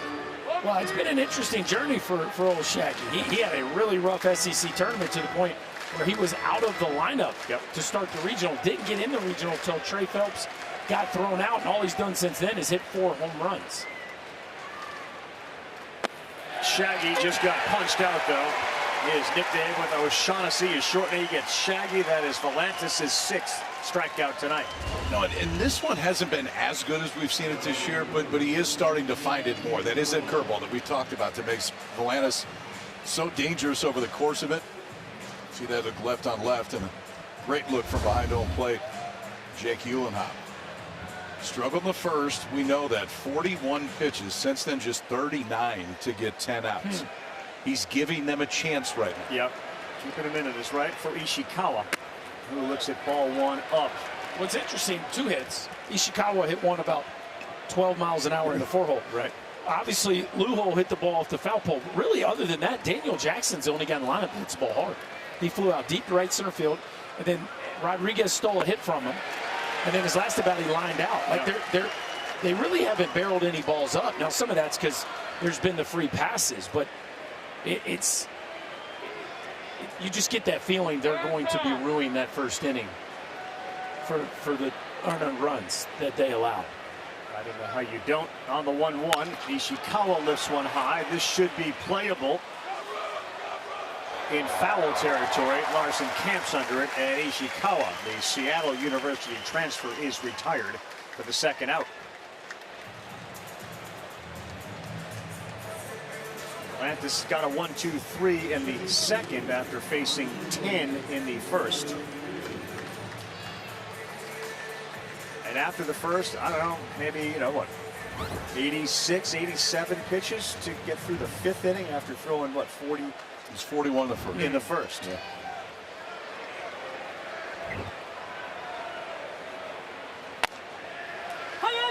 He's getting ahead. Yeah, I mean, 41 in the first, and he's got a chance to give you 6 full. Yeah. That would be incredible. They have a chance to give him more than that. Yep. I agree with that.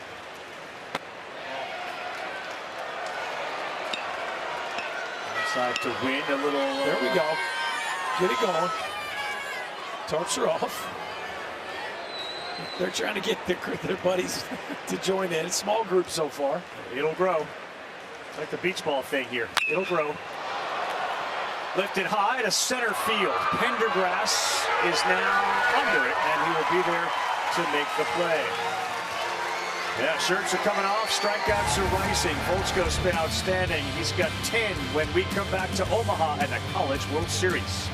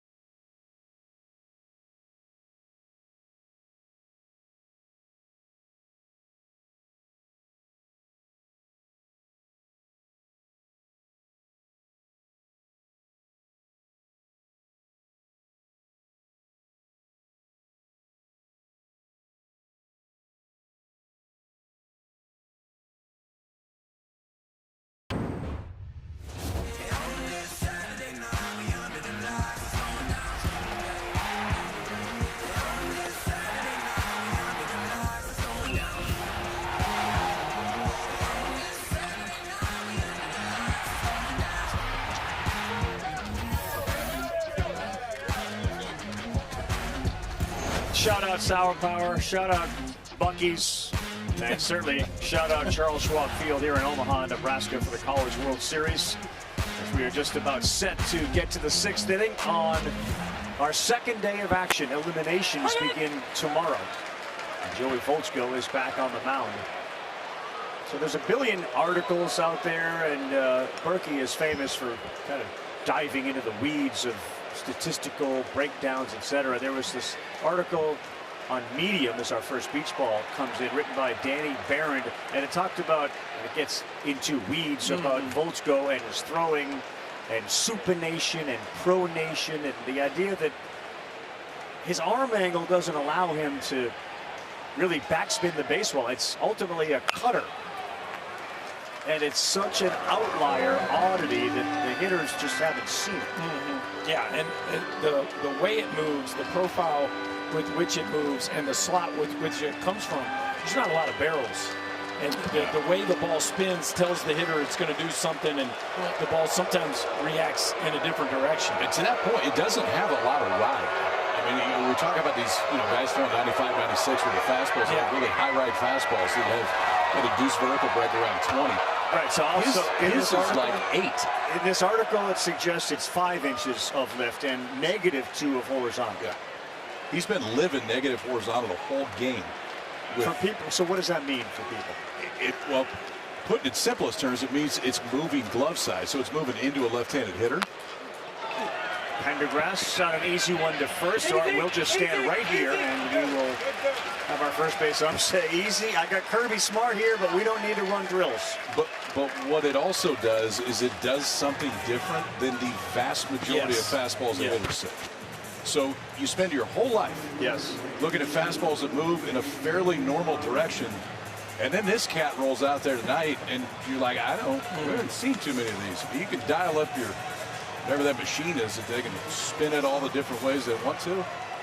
They don't set that machine for very many guys like this. Yeah, the Traject doesn't have a ton of Volchkos, but the outlier piece is what's so interesting to Pro Ball. Robbins, the 2, Hopper fielded cleanly by Branch, and that's a big out. You get Robbins off the bases, and quickly 2 outs in the 6th inning for Volchko, who has thrown only 67 pitches. Well, and again, Texas now trying to be more aggressive, but the movement, again, not allowing these Texas hitters to square the ball up. So it's kind of darned if you do, darned if you don't right now.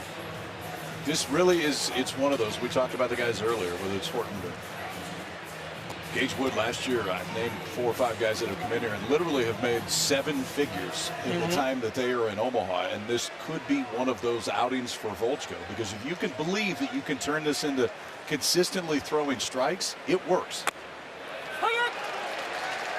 Well, and again, think of the comfort this provides a team to see it on this stage.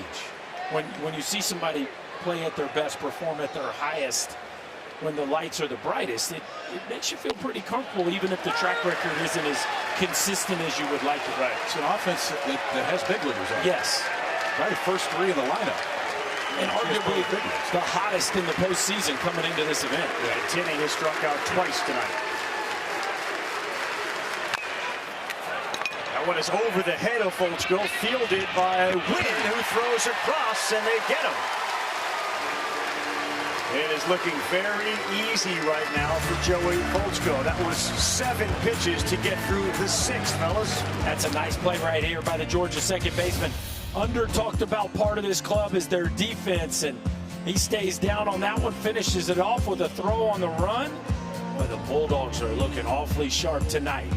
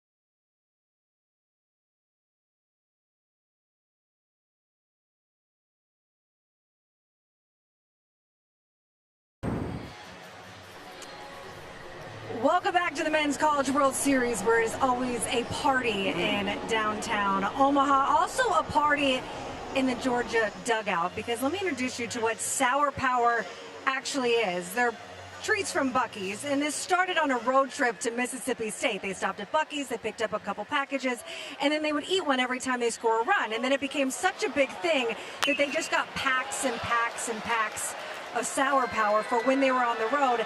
There is not a Buc-ee's close to Omaha, so they made sure to get enough. There's an entire backpack that they have that is the Sour Power backpack. Yeah. Scott Newman is in charge of it. They also now have branded gear. He's got, as Berkey would call it, drip. Drip has Sour Power on it and an entire bag in case we run out. Branded gear. We got kids with stickers, everything. It's worked so far. And now I have 2 pounds of Sour Power that I don't know what to do with. Now, there's a party downtown you just saw. I'm sure you could hand it out down there. You go find that Tarps Off crowd out in the left center, and they'll take care of that in no time.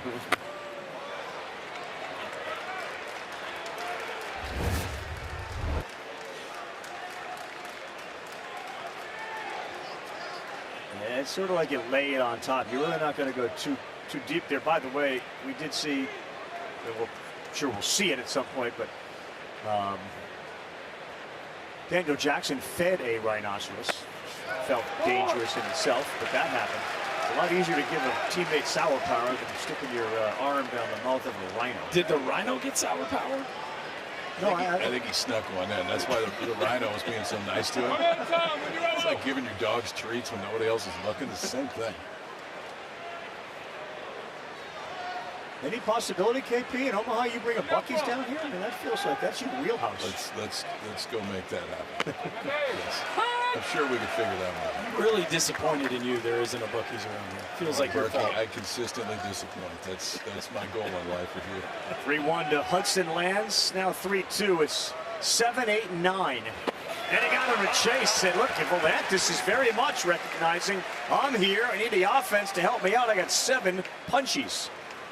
Well, he's found that one. He's found that one, and maybe not quite as early as he needed to today, but the reality is for a ball game that looked like it was going to get away from Texas, in the midst of it, Dylan Volantis found this, which is one of the best curveballs in the entire country. The swing and miss across the course of the year is greater than 50%. The strikeouts have consistently come with it, and it did again right there.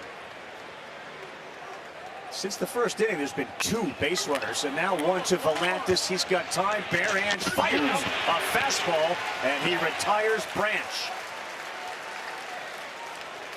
Continues to show you his athleticism. Well, Rav, you said it. He spins in bare hands. I mean, if he goes glove on this because of the speed of Branch, because it ends up being a close play. If he gloves it first, he still did a little tap on the way up, but still going bare hand gets him just a little bit quicker to first base to finish it off. 2 more quick outs here in the inning.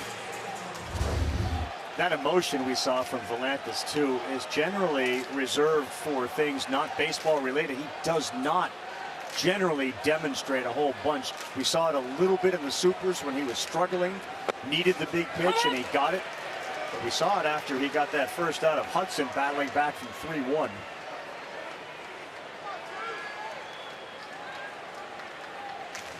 Georgia bullpen, understandably, very quiet. 0-2. We don't have a lot going on in either bullpen. We got 2 stars out here that are fully engaged right now. Volantis has clearly found his groove. Okay.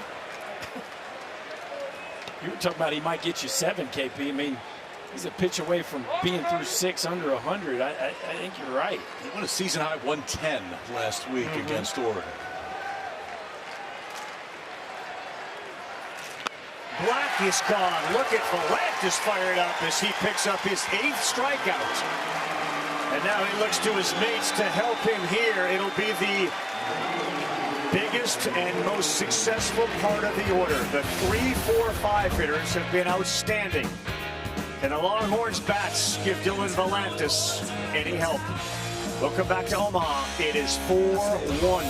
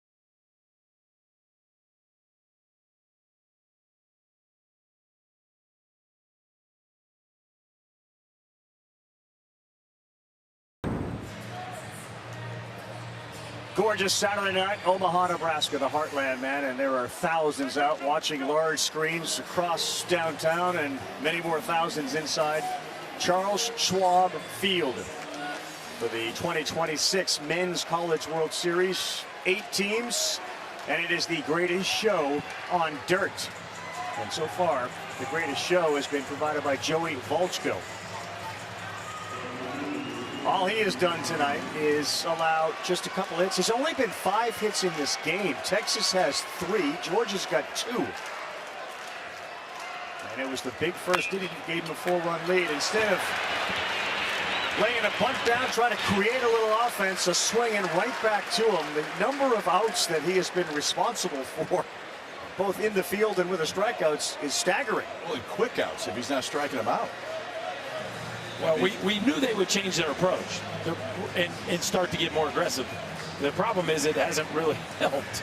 It's just led to quicker outs, and that's what you get when you get a guy with premium stuff flooding the zone with quality strikes. 2 ground balls back to him, 1 line drive back to him, and 10 strikeouts. He has been responsible for 13 outs on his own, without any help from the fielders who haven't really been required to do much. A hit again. It's interesting, KP. He looks at Wes while Wes is calling the pitches. If he shakes, he shakes to the dugout. Pretty unique, isn't it? I guess that's where it's coming That's from. where in this it case, makes so. sense. He's just absolute paint balls right now from Volchko.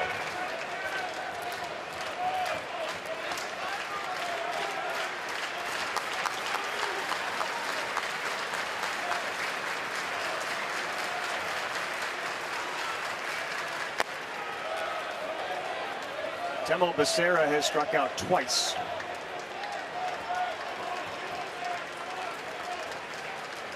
In this game, Tinney, 2 strikeouts. Pack Jr., 2 strikeouts. Becerra, 2 strikeouts.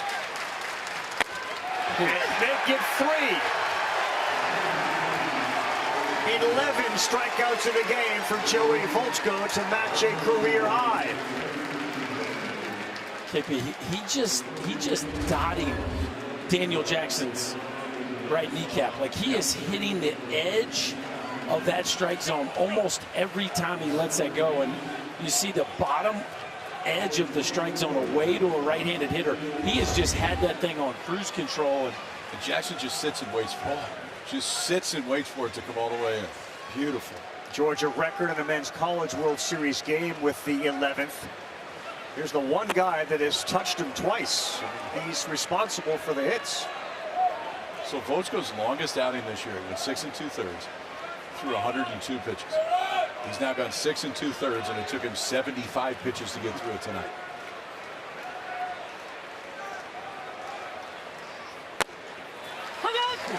There's that 2-seamer. It just doesn't move like a 2-seamer. He doesn't throw a 4-seam fastball. Right. Velo too. 2-seam that cuts. Yeah. That's just, again, that's back to the uniqueness of it. What a performance we're witnessing from 20-year-old Joey Volchko. Backing up, Branch will fire a little high, and he held the bag. Nice job by Brennan Hudson. Boy, the roll continues for Volchko, and top of the order is coming up.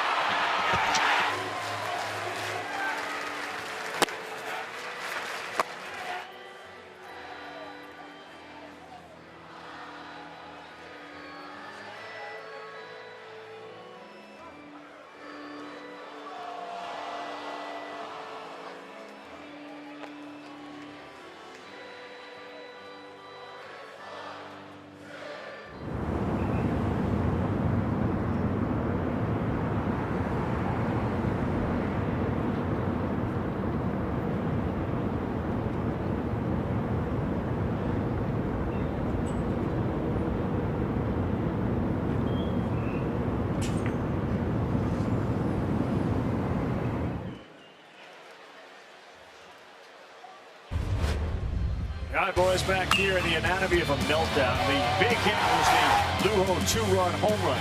After that, there was hit batters, wild pitches, 2 errors on strikeouts. It could be defined as a mess, and this one right here just kind of capped it all off as Georgia scored 4 runs on 2 hits, and then the story from there has been Joey Volchko, who has been as electric as anybody we have seen here to this point, and has pitched 7 full, has a chance to throw a CG, but Dylan Volantis has hung in there and given his guys a chance here in the latter innings. Since that first inning, no hits, 2 base runners. The only 2 base runners are the guys he hit. Yep. That's it. So he has given them a real chance when it looked like he wasn't going to get out of the first.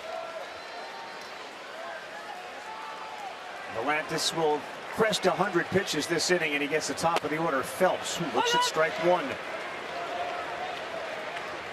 Georgia's made some changes defensively, which will affect their batting order as well, especially at the 9 spot where Scott Newman has gone into play center and will bat 9th. On the ground to the third baseman, off the glove of Borba, took a hop, and the throw is way late. That's going to be an error on Casey Borba for a team that has made now 42 on the season. Again, field 980 coming into the ball game now. 3 errors in this one, and this is a pretty routine play. Hit semi-sharply off the bat of Trey Phelps, and Borba just kind of gets caught in between. Is he going to 2-hand it? Is he going to 1-hand it? The ball maybe kicks a little to the right, but just an awkward catch right there by Borba. Tips off his glove, and Georgia has a leadoff runner. Yeah, the 3rd error tonight has not been a clean game. Volantis throws one high for ball 1. It's pretty good. Just looked like late he second-guessed himself on how he wanted to catch that ball. Daniel Jackson has been quiet tonight. That one gets away from Tinney into scoring position. Goes Phelps. Quiet, but he's actually hit the ball hard relative to the rest of the lineup 3 times. That is 7 free 90s tonight. 7 free 90s against the best offense in the country. And you still the ball game. That's a crazy. The charge. Volantis with another wild pitch. 2-0 on the ground, and Rodriguez going to third, and safe is Phelps. He got his hand in there. Borba's looking perhaps to appeal it. Phelps exploded on contact. Rodriguez threw it, and it looked like Phelps had slid in with his hand to be safe. Third base. Well, he definitely beats it to start. I mean, the left hand is there, but watch and see if he tags on that back leg or back foot when he comes off. He went airborne. Is that enough? Yeah, I think he's safe. He beats it, and I think he stays on. I think he goes airborne for a minute. But I don't think he's on him, KP, when he does.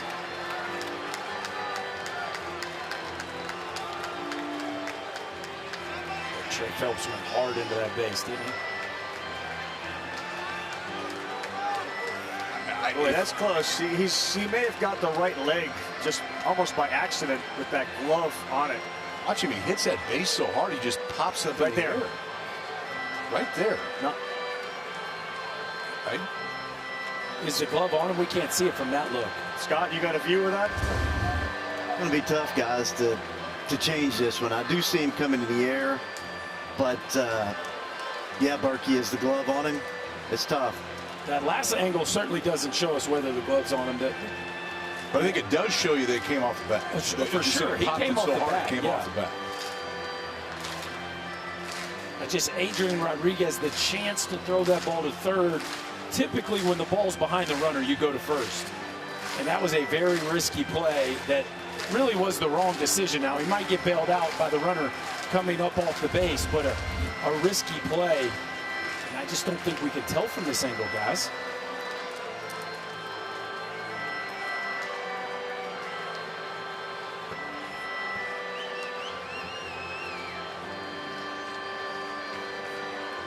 Here's the angle. Just see if the glove stays on the entire time. Right there, it hit. Switch legs. It was on the right leg when he may have popped up, but this is to Scott Klein, our rules analyst's point. is there going to be enough to overturn it?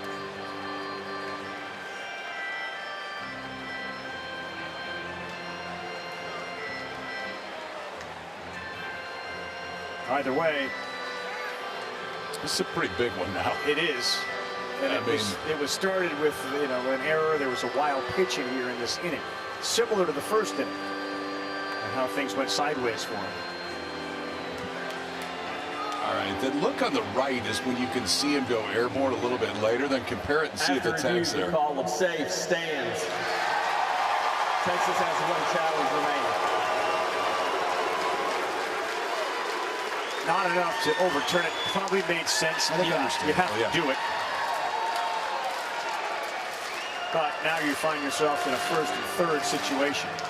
And Jim Schlossnagle coming out.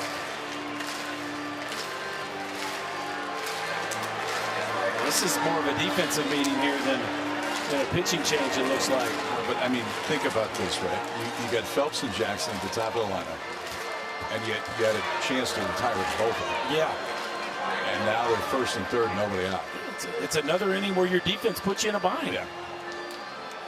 And I hate to say it because Adrian Rodriguez has been a superstar, but it's just an unnecessary risk at a time where you just need to collect outs and trust that your guy on the bump can strike that dude out with one out and a runner at third.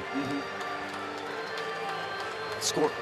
In a sense, scoreboard watching, it's 4-1. We can't afford to give up another run. If we get a guy at third base, yeah, no doubt, score him on a sac fly. It just again, it maybe trying to make a play that isn't there, and you see this ball's behind Trey Phelps. When the ball's behind him like that, and you know you got a plus runner, it's just on a tag play. That is just an unnecessary risk. I know he did everything he could to try to make the play, but now you're really in a bind here. Rylan Lugo has been in this situation a handful of times with runners at first and third. He's 3 for 6. He's hitting .500 in this situation. You got the infield kind of medium here. Exactly. And especially in the middle. Yeah, corners are in. The middle's, I guess they'll take the double play if it presents itself towards the base. Lugo fouls it out of play. Story on Lugo, his granddad is Rennie Stennett. Everybody remembers Rennie Stennett, the former major leaguer. That was the man that helped teach Ryan Lugo everything he knows about the game of baseball. 11 years in the major leagues. And Lugo plays for him. Ooh, Cheney saved the run.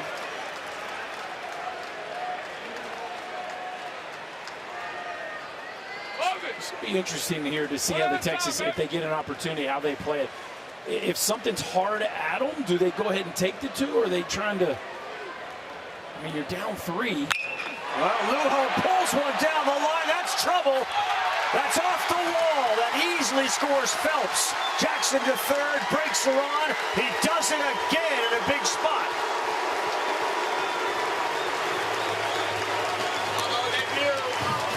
Big spot, similar pitch too, Becky. Working right back into that barrel. The last one he hooked off the foul pole, and then this time just missed it in his second of the night. Wants a movement, come back in towards the barrel of Lugo too. It was a cutter his first time up that he hit out. This was the curveball. You can see him spike it and get over the top, but it still hangs enough in the plate. Good job of Lugo, A, of getting the barrel to it, but also keeping it fair. Just missed running his second out of here of the night, but it drives in another Georgia run, and we'll see if it drives Valandis out of the game. Well, the timeout on the field is being called by Wes Johnson as he's got O'Shaughnessy due up with runners at second and third. This is like a full football night. There's like 10 guys in this. Yeah. Hardy timeout right here. So we got 10 guys. We got 2 different groups. We got coaches. Nobody invited the punter, but aside from that, you got everybody else that's in the huddle right now. Look, Wes is talking to the base runners, and Coggin and Ammirati are talking to the hitters. Very interesting. Back to your point, though, KP, you had chances to get both guys out. Yeah, I mean, 3 of the 5 runs have been unearned. And 2 premier hitters in a premier offense. It's just not a team that you can afford to do this to. We talked about how they got their hits. Lujo's homer in the first, and since then, the only two guys that had reached had been hit by pitchers. So that's the first hit since the first inning. And now O'Shaughnessy with second and third. Takes strike one.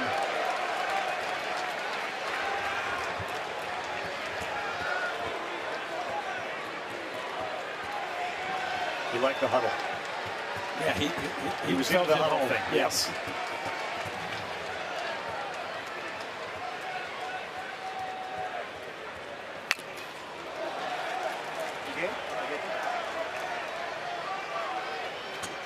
As good as the Longhorn bullpen has been, we're at 108 pitches. Is this a situation where the guy on the mound is just better than anybody else, so we're leaving him in there? For Volchko or Volantis? For Volantis. That's what we're talking about next inning. Yes, that's exactly what it is. You got a freshman up and warming, and that's part of it too. Is the trust factor here, swing and miss, left on left. Kenny still hasn't found the baseball. He's going to have to throw it, and he lobs it down there, and there was no advancement because of the runner at third. Jackson wasn't feeling frisky enough to try to take advantage of that. Well, I love the sequence right there by Volantis. Fastball in, rip the breaking ball. O'Shaughnessy comes up empty. Fortunately, Tinney does his job on the back end there. And again, this is why Volantis is a superstar. Yep. He's able to get swing and miss in situations like this. And there's a ton of respect in this Georgia dugout for Dylan Volantis, because Colby Branch came up to me and in his Texas draw goes, man, that number 99, he real good. I can't hit it worth a lick.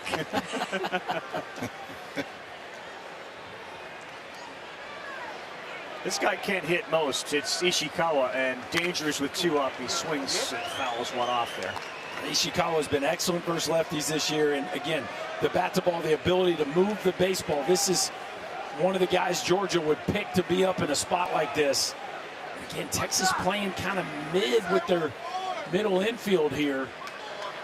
You gotta like Ishikawa's chances to get a run in. And a hard chopper, and you gotta love his chances. A 385 hitter against lefties. He plays two. It is 7-1 Bulldogs.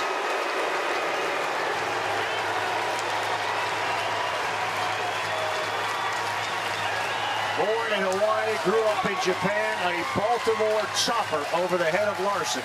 Well, you give him enough opportunities at some point. At some point, the dam is going to break. And Volantis pitched his guts out tonight. But again, another thing that just doesn't go his way. A ball that hits right in front of home plate that just sails into right field. And that kind of sums up the night for Texas KP. Just a play that doesn't go their way. Yeah. The whole inning does. I mean, you get an error to start, you get a fielder's choice that would have got another out, and then ultimately a chopper over the first baseman's head. So 4 in the first, now 3 in the 7th for this Georgia offense, with Mr. Volchko still looking pretty good on the bump. Really good.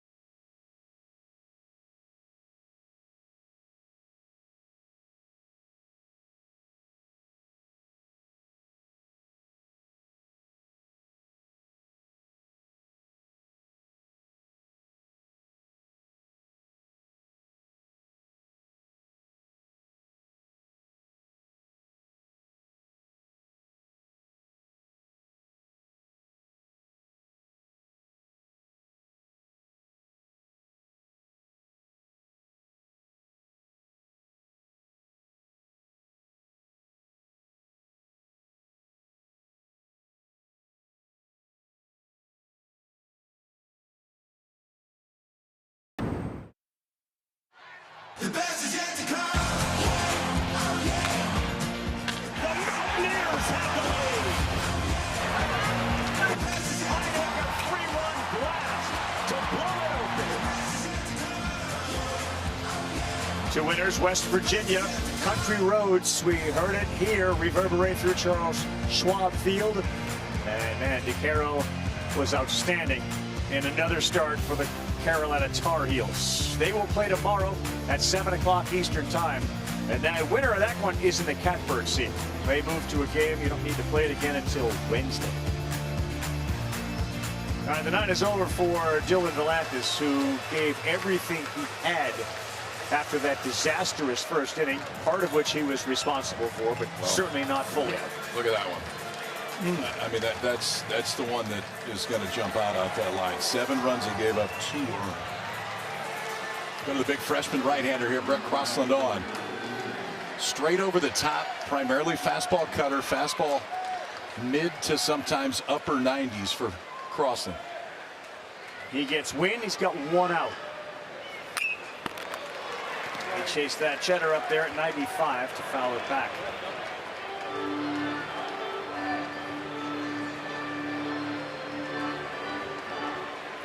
You had mentioned they will rue the first inning. This feels they're going to rue the whole game. I mean, because the same things that haunted them early have haunted them here late. 2 through 6 wasn't bad.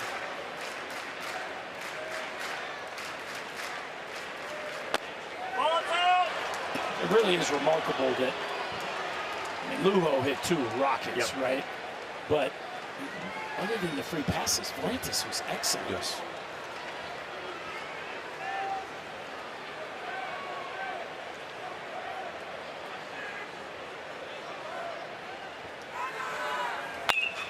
That's going to be a blooper into right field. It's going to get down. A jam shot off the bat of Wynn to third base, Ishikawa.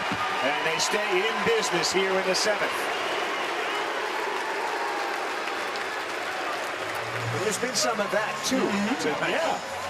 Exit velocity there, 59 miles an hour. Ishikawa's earlier, 33. Yeah, it certainly hadn't been a laser show by Georgia. Just 5 hits, and of the 5, only 2 of them would you call rockets. But opportunistic and with another chance to add on here. Everybody's into it. Yeah, it's a thing. It's a thing. They are stealing second base. The throw is not in time. Crossland was looking in, and off went Randy Wynn. We've seen Georgia do this all year long, where they just take off on first and third, and they're trying to get a balk. They're trying to get a pitcher to throw a ball away. Watch, walking lead, and they just take off. Schloss talked about it today. I mean, it was something they were aware of and ready for, but they still got it. Now Hudson's got an opportunity to bring 2 more in, and he fouls it off.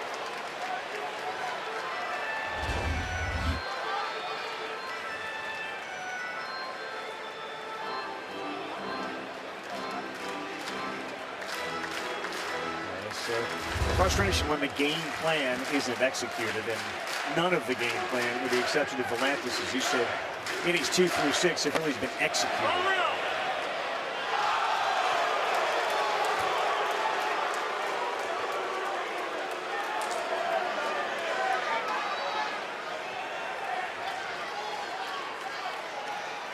.6'5", 255-pounder Brett Crossland out of Phoenix, Arizona. Throws up 97. Volantis said about the freshmen, including this guy, he said, all of our freshmen that are coming in here are disgusting. They're big, they got a lot of stuff behind them. And, they can throw some arms at you, and it looks like next year they'll be able to do the same. On a 1-2, got him there.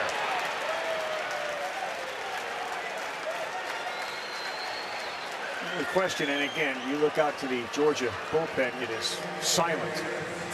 He's done a lot of pacing and a lot of walking. He hasn't done a lot of throwing. No, and he's also seen a few more runs scored.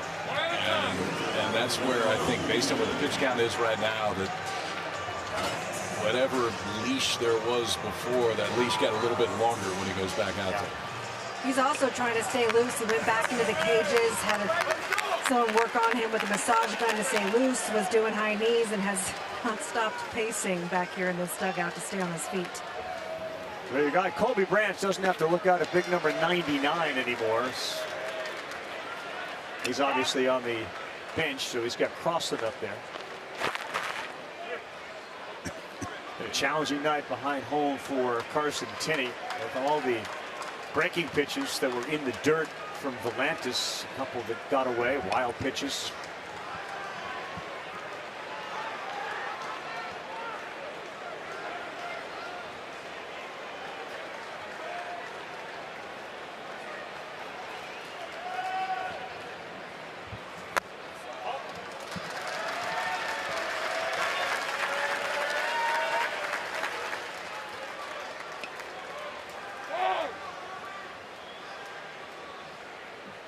Definitely took another step closer to a Branch v. Branch game. Yeah, it's starting to look that way.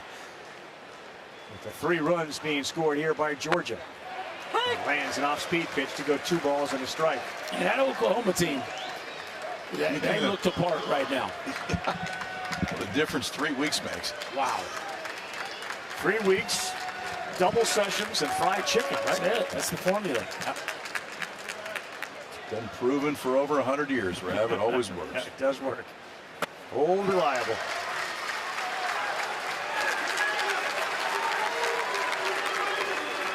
Stretching out, yeah, it's good. Time for a neck pop. A lot of baseball today. Good baseball, though. We're looking for a Branch sweep.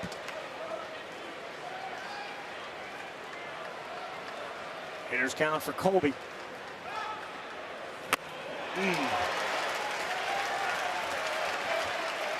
So we switched unis, but the results currently trending in the same direction. Boomer Sooner. It's 9-0. We're doing pretty well. 7-1. We're doing okay.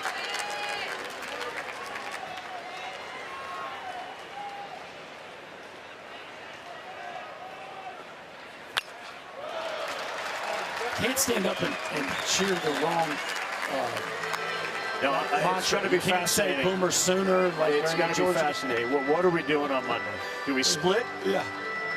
Does Mom go one, Dad the other? Do we cheer for the defense, the offense? I feel a Bud interview coming on with the Branches.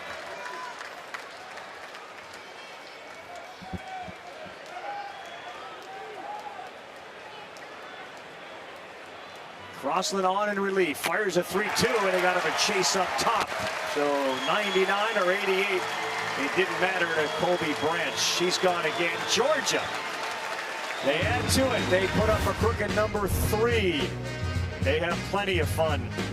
It is all tasted really sweet, not sour, but it is the sour power that's helping out.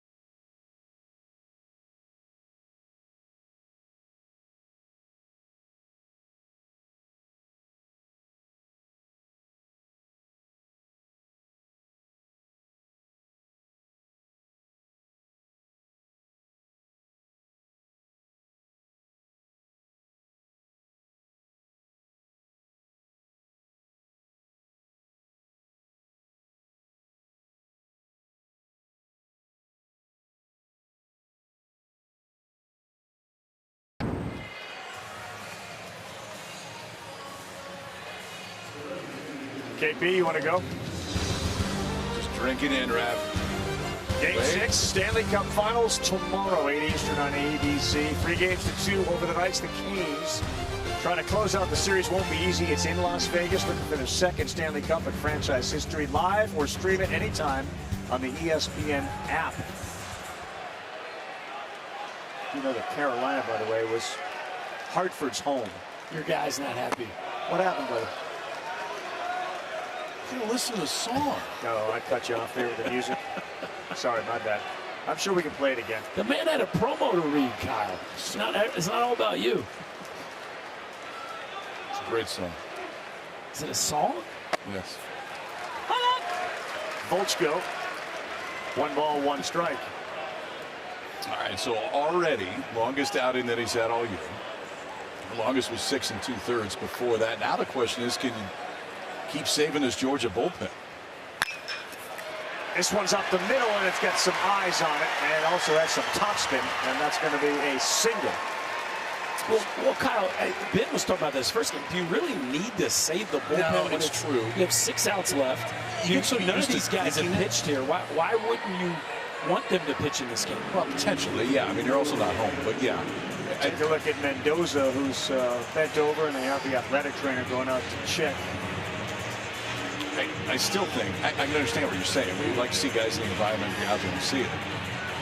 But eye test should still be the determining factor right here. We're taking Mendoza out of the game, guys. I don't like where he's holding. He's not playing second because he injured his shoulder earlier. Right. But he's been able to hit even post-injury. And that, that looks like it beat him there. That.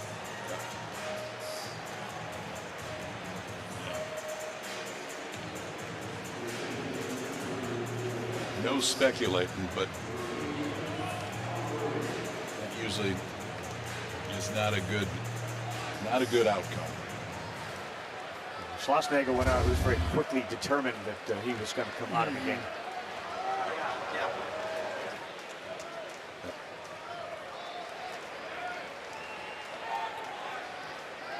Callum Early is going to pinch run for him, and Larson will bat. And Volchko gets ahead.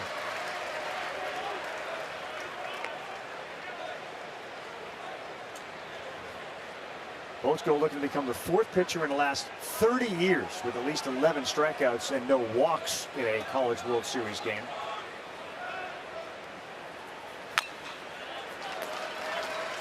He has not pitched an entire game without a walk all year. Yeah. So this is the best for the biggest stage. And we mentioned some of those names. So the most strikeouts without a walk in a College World Series game in the last 30 years. The men you all talked about, we did with Gage Wood, Cade Horton, Ryan Howard at TCU. This may be 2 as well. Branch, no, only 1. Good decision, though. Yes.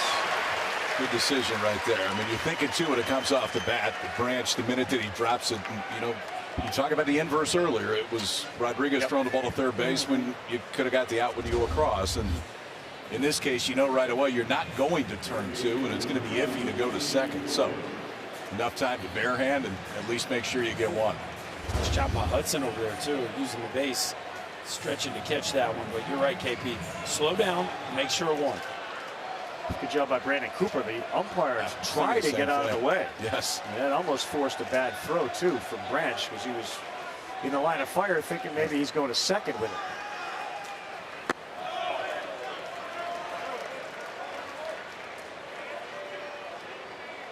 Let's hope that Mendoza issue isn't a big injury. He's been a very valuable part to this team. They finally got everybody kind of healthy. They brought Pendergrass in late, figured out their outfield positioning.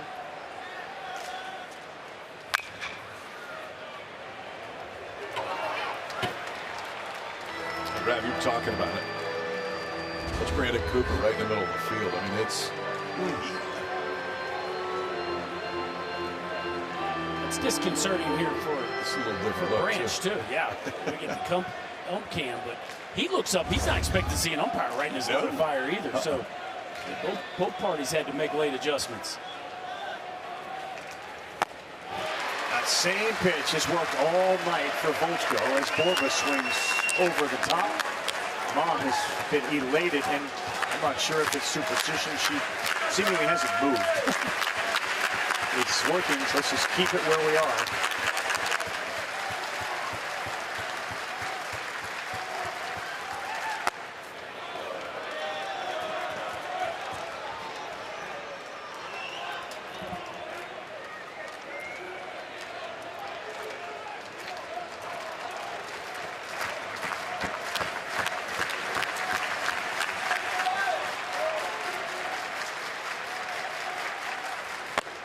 Making a dirty dozen for Volchko.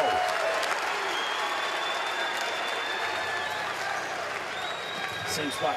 Yeah, it's same thing. It's been this way since the first inning.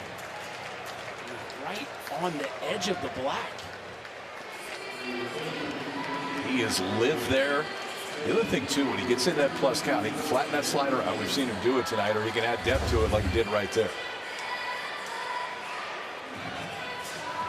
Josh Livingston is going to step in as a pinch hitter for Darian Pendergrass at the bottom of this Texas order.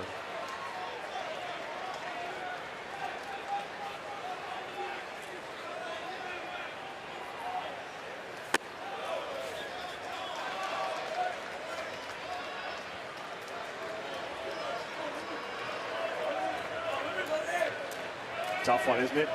You go up there. He struck out 12. He's made everybody on this team look bad. I know you are not really warm, but we need you to get up there and hit. Yeah, but you know Josh Livingston's loving this. Chance to hit him. Of course. College World Series. It's just you got to imagine that whole Texas dugout is a little shell-shocked. You just would never have seen a game like this unfolded on a team that has been playing so well in the postseason. One thing, too, I mean, when you look at approach, like, this is the book. The only thing is not the book tonight that Volchko has done is he's pounded the strikes and the ability to go off. But you know it's going to be two pitches. That's pretty much what it's been. I think he's thrown 4 curveballs. Besides that, everything else has been cutter and slider. It's just been the execution of those two tonight has been as good as he has ever had. For the most part, it feels like the swings and misses he's gotten, if they weren't swinging and missing, they were strikes. Yeah, that's right. That's right. No, the command has been just impeccable. A dozen strikeouts. The Men's College World Series trying to give Georgia a 1 victory start. No, that's outside. And he has yet to walk a batter tonight.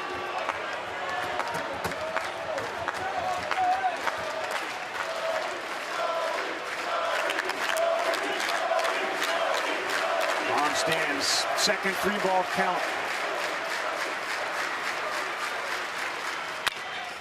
On the ground, fielded with a snap. Hudson steps on the bag, and a little 0-5 for Joey Volchko. What a great night for that family. 7-1 Georgia. He's through 8.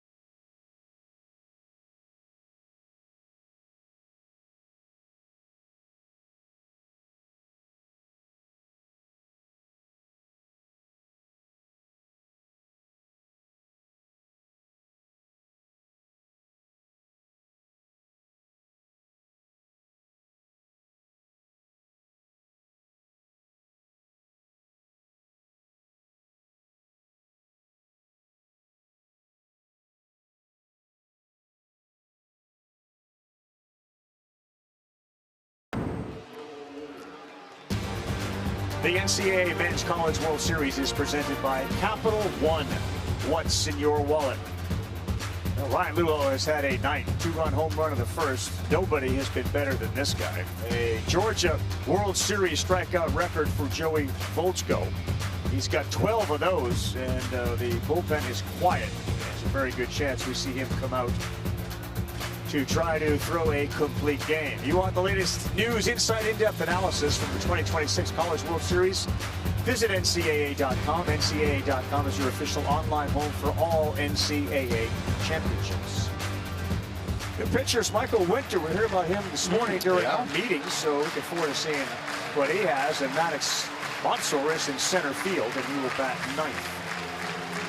This is one they're definitely excited about the upside right now. And Winter has not been in there a ton. When you look at what the numbers have been this year, it may not jump off the chart, but Jim Schlossnagle went out of his way to bring Winter up today as a guy that we may see. And we're trying to get Texas back in the dugout, see if they can get the bats going tonight.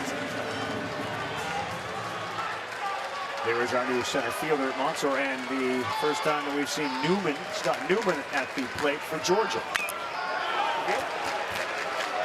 94 miles an hour from Winter.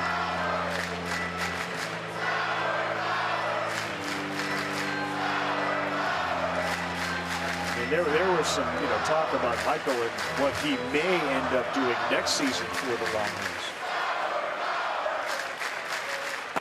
We got the Sour Power chant for the originator of Sour Power. We got the crowd understanding who is up. It doesn't happen without Scotty Newman.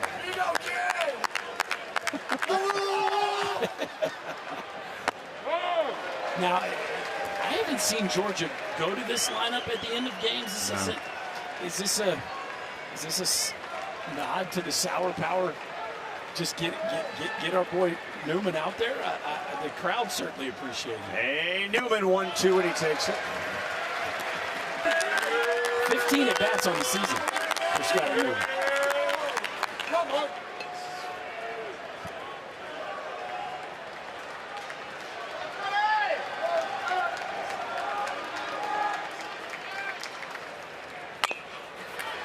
A little squibber that's going to end up a fair ball, says our first base ump. Our home plate ump said no. This home plate umpire's call.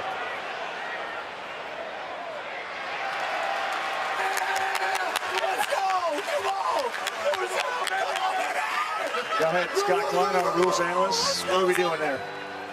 Yes, up to the bag. Yes. We typically want the plate guy to take that. Sometimes the base guy wants to help out if it's past the cutout, because we may fear the plate guy is blocked out, but in this case, the home plate guy sees it and called it correctly foul. Foul ball, so it gives Newman and his Sour Power crowd another opportunity.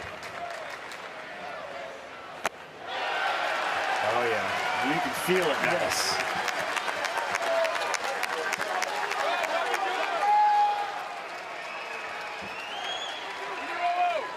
I'd say the dugout's a little bit into this as well.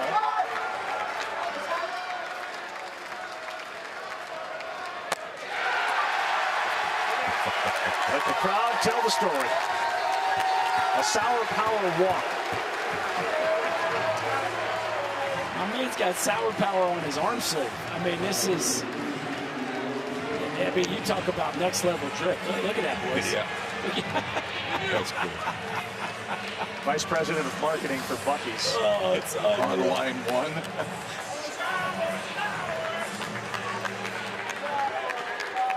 Fairly innocent road trip. By the way, social media has suggested there's going to be a Buc-ee's being built just outside of Omaha. Yeah. It is. I didn't have a hand in that. I'm told it's coming.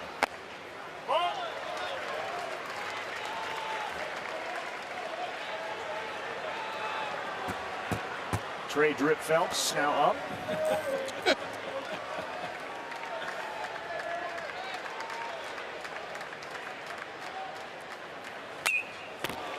Jam shot. It was a great interview today that your guy Jack DeLongchamp did with Did you see that with Skip Johnson? Yes. So he told us the story that all the coaches said he loves this new nickname. You just got to ask him about it. So he said, hey, Skip, what do you think about the nickname Drip Johnson? I don't know what you're talking about. I don't know what is that. I don't know what you're talking about.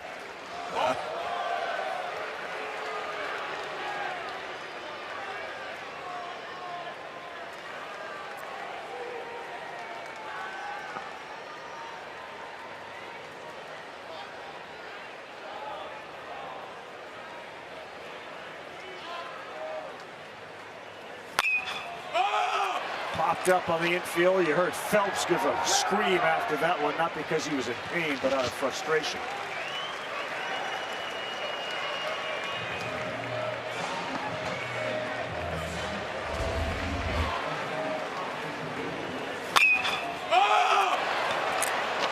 Picked up on him, and Tinney saying, almost dead. Yeah.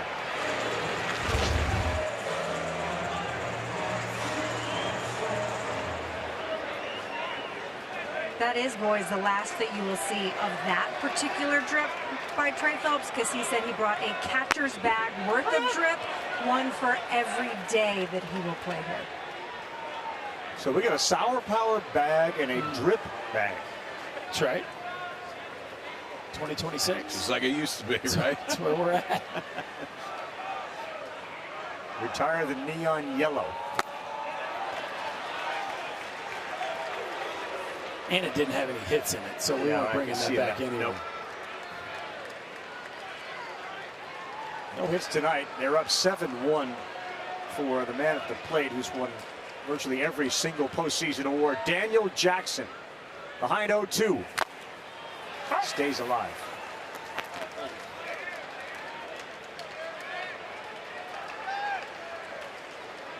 An absolutely magical season. KB said, you know, he wrote on his mirror he'd like to have that 30-30. He probably also wants to have College World Series champion. They're trying to move a big step closer by knocking off the Longhorns.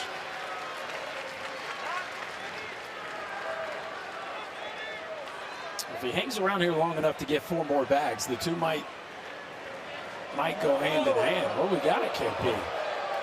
Premature light show? Somebody pushed the wrong button there for a minute.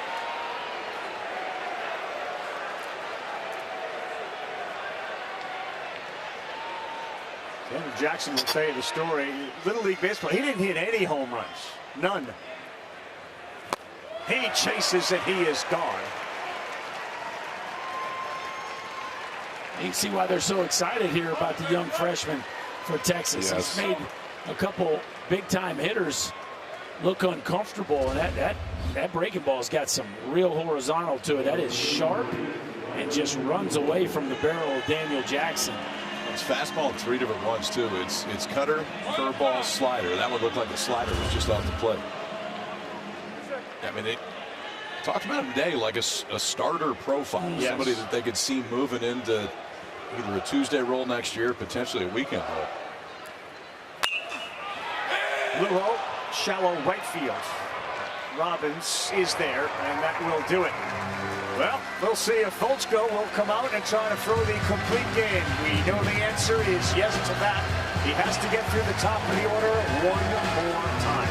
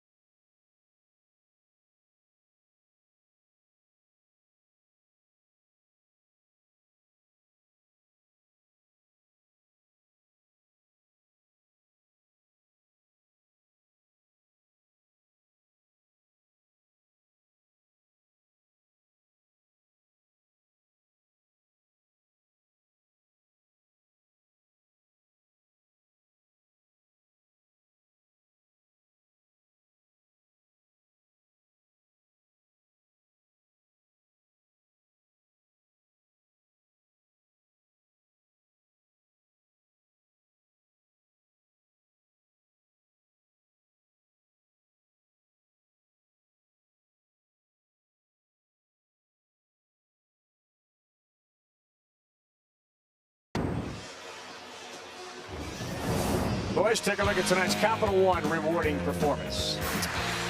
You only got one place here, don't you? Yeah. I mean, we come in talking about Georgia's offense, rightfully so. They lead the country in home runs, hit their 175th tonight. When we talked about Joey Volchko, it was more about upside, potential, what it could be if he throws strikes. Well, he threw strikes the whole night. He had the best outing that he's ever had in college baseball. He's got a very comfortable 7-1 lead. He will face Robbins, Tinney, and Pack Jr. for the 4th time tonight. And he gets the call in the inside corner. That's the other part of this night is it looks like Jackson sets up right down the middle, and then the pitch takes him either inside or outside with the same motion on it. And he's climbing this list. The stuff hasn't lightened, that's for sure. No.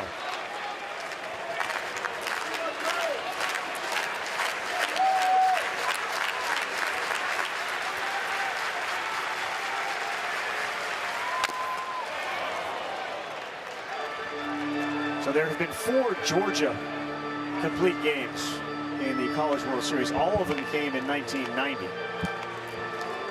Dave Fleming did it twice. Revim did it twice. That was a good year for Georgia here in Omaha.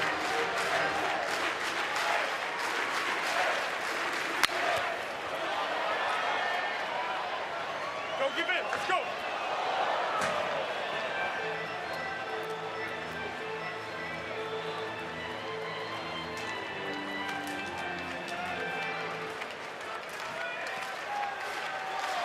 Volchko started this game by striking out the side in the first. He's got 12 of those, and the 0-2, he's got 13. He gets Robbins for the 2nd time, 13 strikeouts. So the other thing, too, he's holding velocity. That was an 89-mile-an-hour slider right there, which is about where he was at in the first inning. You can see where it starts and then where it ends up. This one, it ended up middle. Right down the middle of the plate, but it's just there's characteristics to the pitch, and a lot is the drop that it gets in home plate that is just different than most sliders, and Texas has not been able to solve it tonight. Here's Tinney. And Wes Johnson, too, the head coach, is a pitching genius himself. And clearly, they have turned Volchko into what potentially this is. Portal has paid off for both the team and the man on the mound. Reminder, everybody, SportsCenter will follow us, David Lloyd, Madeline Burke, as the New York Knicks attempt and have a lead late in their game to win their first NBA championship in what, half century plus. They're doing it on the road right now. Last check, up by 4 as that one is outside. And a rare counts right now. 3-0. The offensive star is right there. Lugo with that home run that he hit earlier in the game, first inning, and a double and an RBI. He lands it. And just for the history books, this is kind of important with the number of strikeouts he has and no walks.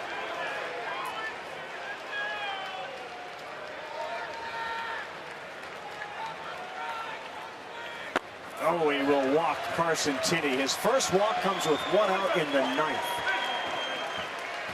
I don't remember how many 3-ball counts he had, but I remember, didn't he go 3 First balls hitter for of the game. Robbins? That's what I thought. That may have been, there's been 3 total. Yeah, that was in between to that one there. Yeah, once he got on track against Robbins, it has been cruise control since.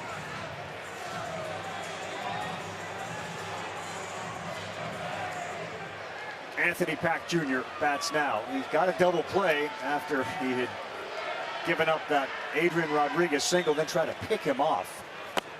And that is a strike at the knees. We talked about how good it's been in the glove side, but he's backdoored a lot of those to lefties too. It's just the command tonight, the best I've ever seen it from a guy that primarily lives glove side.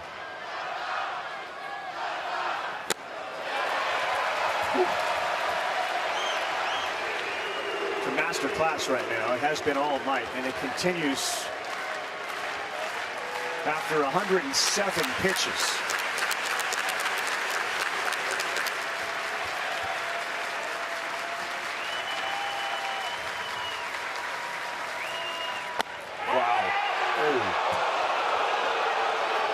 back to when he struck him out with the first time up. It was Daniel Jackson trying hard. He's like, my bad. I'm just trying to get my man across the finish line. I think he had a pretty good case there. 13 strikeouts on the night for Volchko as he pitches with 1 out in the 9th. Foul.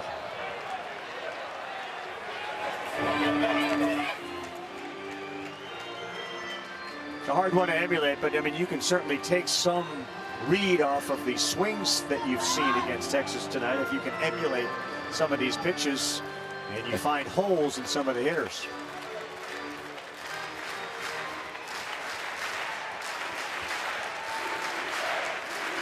To Pack.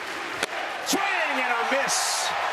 Strikeout number 14 for Joey Volchko. And he's 1 out away from a complete game.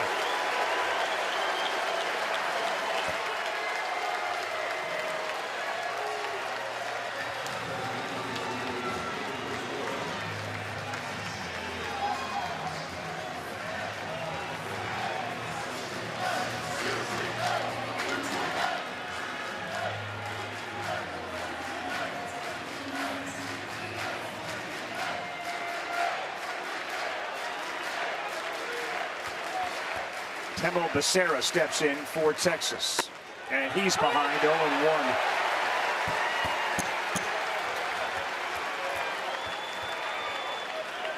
Volchko has mowed through the middle of this lineup. 6 out of the 7 at-bats between Pack and Becerra have been punch-outs.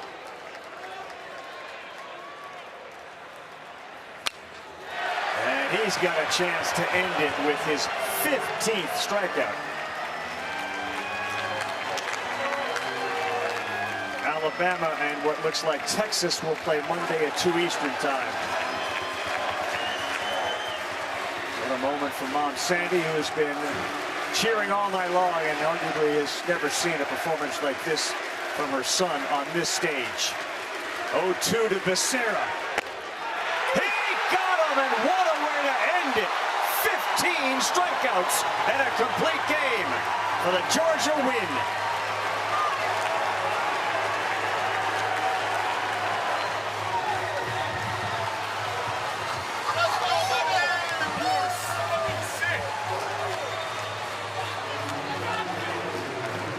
He looks like he could throw 3 more innings. A masterpiece from a 20-year-old Joey Volchko tonight. Never blinked. Never blinked. I mean, the command, it started with 3 balls, Aiden Robbins, and from that point forward, it was an absolute display of strike throwing with premium stuff. The first fastball he threw of the day was 96 miles an hour. The last fastball he threw of the day was 96 miles an hour for a guy that had never gone that deep in a ball game. And I know about adrenaline. I know about adrenaline in a spot like this. But, man, the way that he held his stuff and consistency over the course of this, given history, was pretty outstanding. And he beat one of the better pitchers in the country. You saw that graphic. We talked about the 4 complete games that Georgia threw in a College World Series. They happened in 1990. They now have the same number of wins, 52, as that team did, and they won the whole thing. By the way, the Texas 1 through 4 hitters, 11 of the 15 strikeouts. Yikes. Carolina, West Virginia, tomorrow night at 7 o'clock Eastern time. Troy and Ole Miss. One of them will be eliminated. And it will be the branch battle, Georgia and Oklahoma, on Monday. All right, KB, what do you got for us? Joey, congratulations. Complete games, 15 strikeouts. Describe for me what you were feeling and thinking on the mound tonight. Yeah, honestly, things kind of slowed down for me a little bit. We were executing the game plan, how we envisioned it, and and yeah, honestly, things just slowed down for me. I was able to compete and execute pitches. What of your stuff did you feel like was working the best for you? Yeah, slider, command to both sides is pretty good. I feel like in the beginning it was a little hit or miss, and then fastball was there for me all day. A couple of pull yank, but other ones in the zone. Hello, Trey. How's it going? To be on this stage, to have your best game in the biggest moment for this team, what kind of mindset did that take for you today? Yeah, I mean, from pitch 1, I was just trying to attack the zone, get ahead, give our team a chance to win the game. That's all I do every time I go out on the mound, is give our team a chance to win. If they score 7, my job is to keep it as minimal as possible as far as runs. So yeah, I just came out with that mindset, and it was just working today. I Executing feel like well. I feel like you should eat one. We are wearing enough that you should just eat one now. Scott, you want to give it to him? Let's go. Give it to me. Let's go, Scott. Let's go. Yeah. Get in Too, there, bud. Get in KB. on that. Congratulations. Thank you. Appreciate it. I think he actually said pretty good on his slam. Yeah. He said pretty good. That was pretty good. Both sides of the plate. 9 innings, 4 hits, no earned runs, a walk, 15 strikeouts. He threw 113 pitches. Georgia moves to the driver's seat where they've been all year. For Kyle Peterson, Chris Burke, Chris Budden, and our entire crew, I'm Carl Ravish. The World Series continues tomorrow, 2 Eastern on ESPN. Troy and Ole Miss in an elimination game. Thanks for joining us. A big night on SportsCenter. We send you there now with David and Madeline.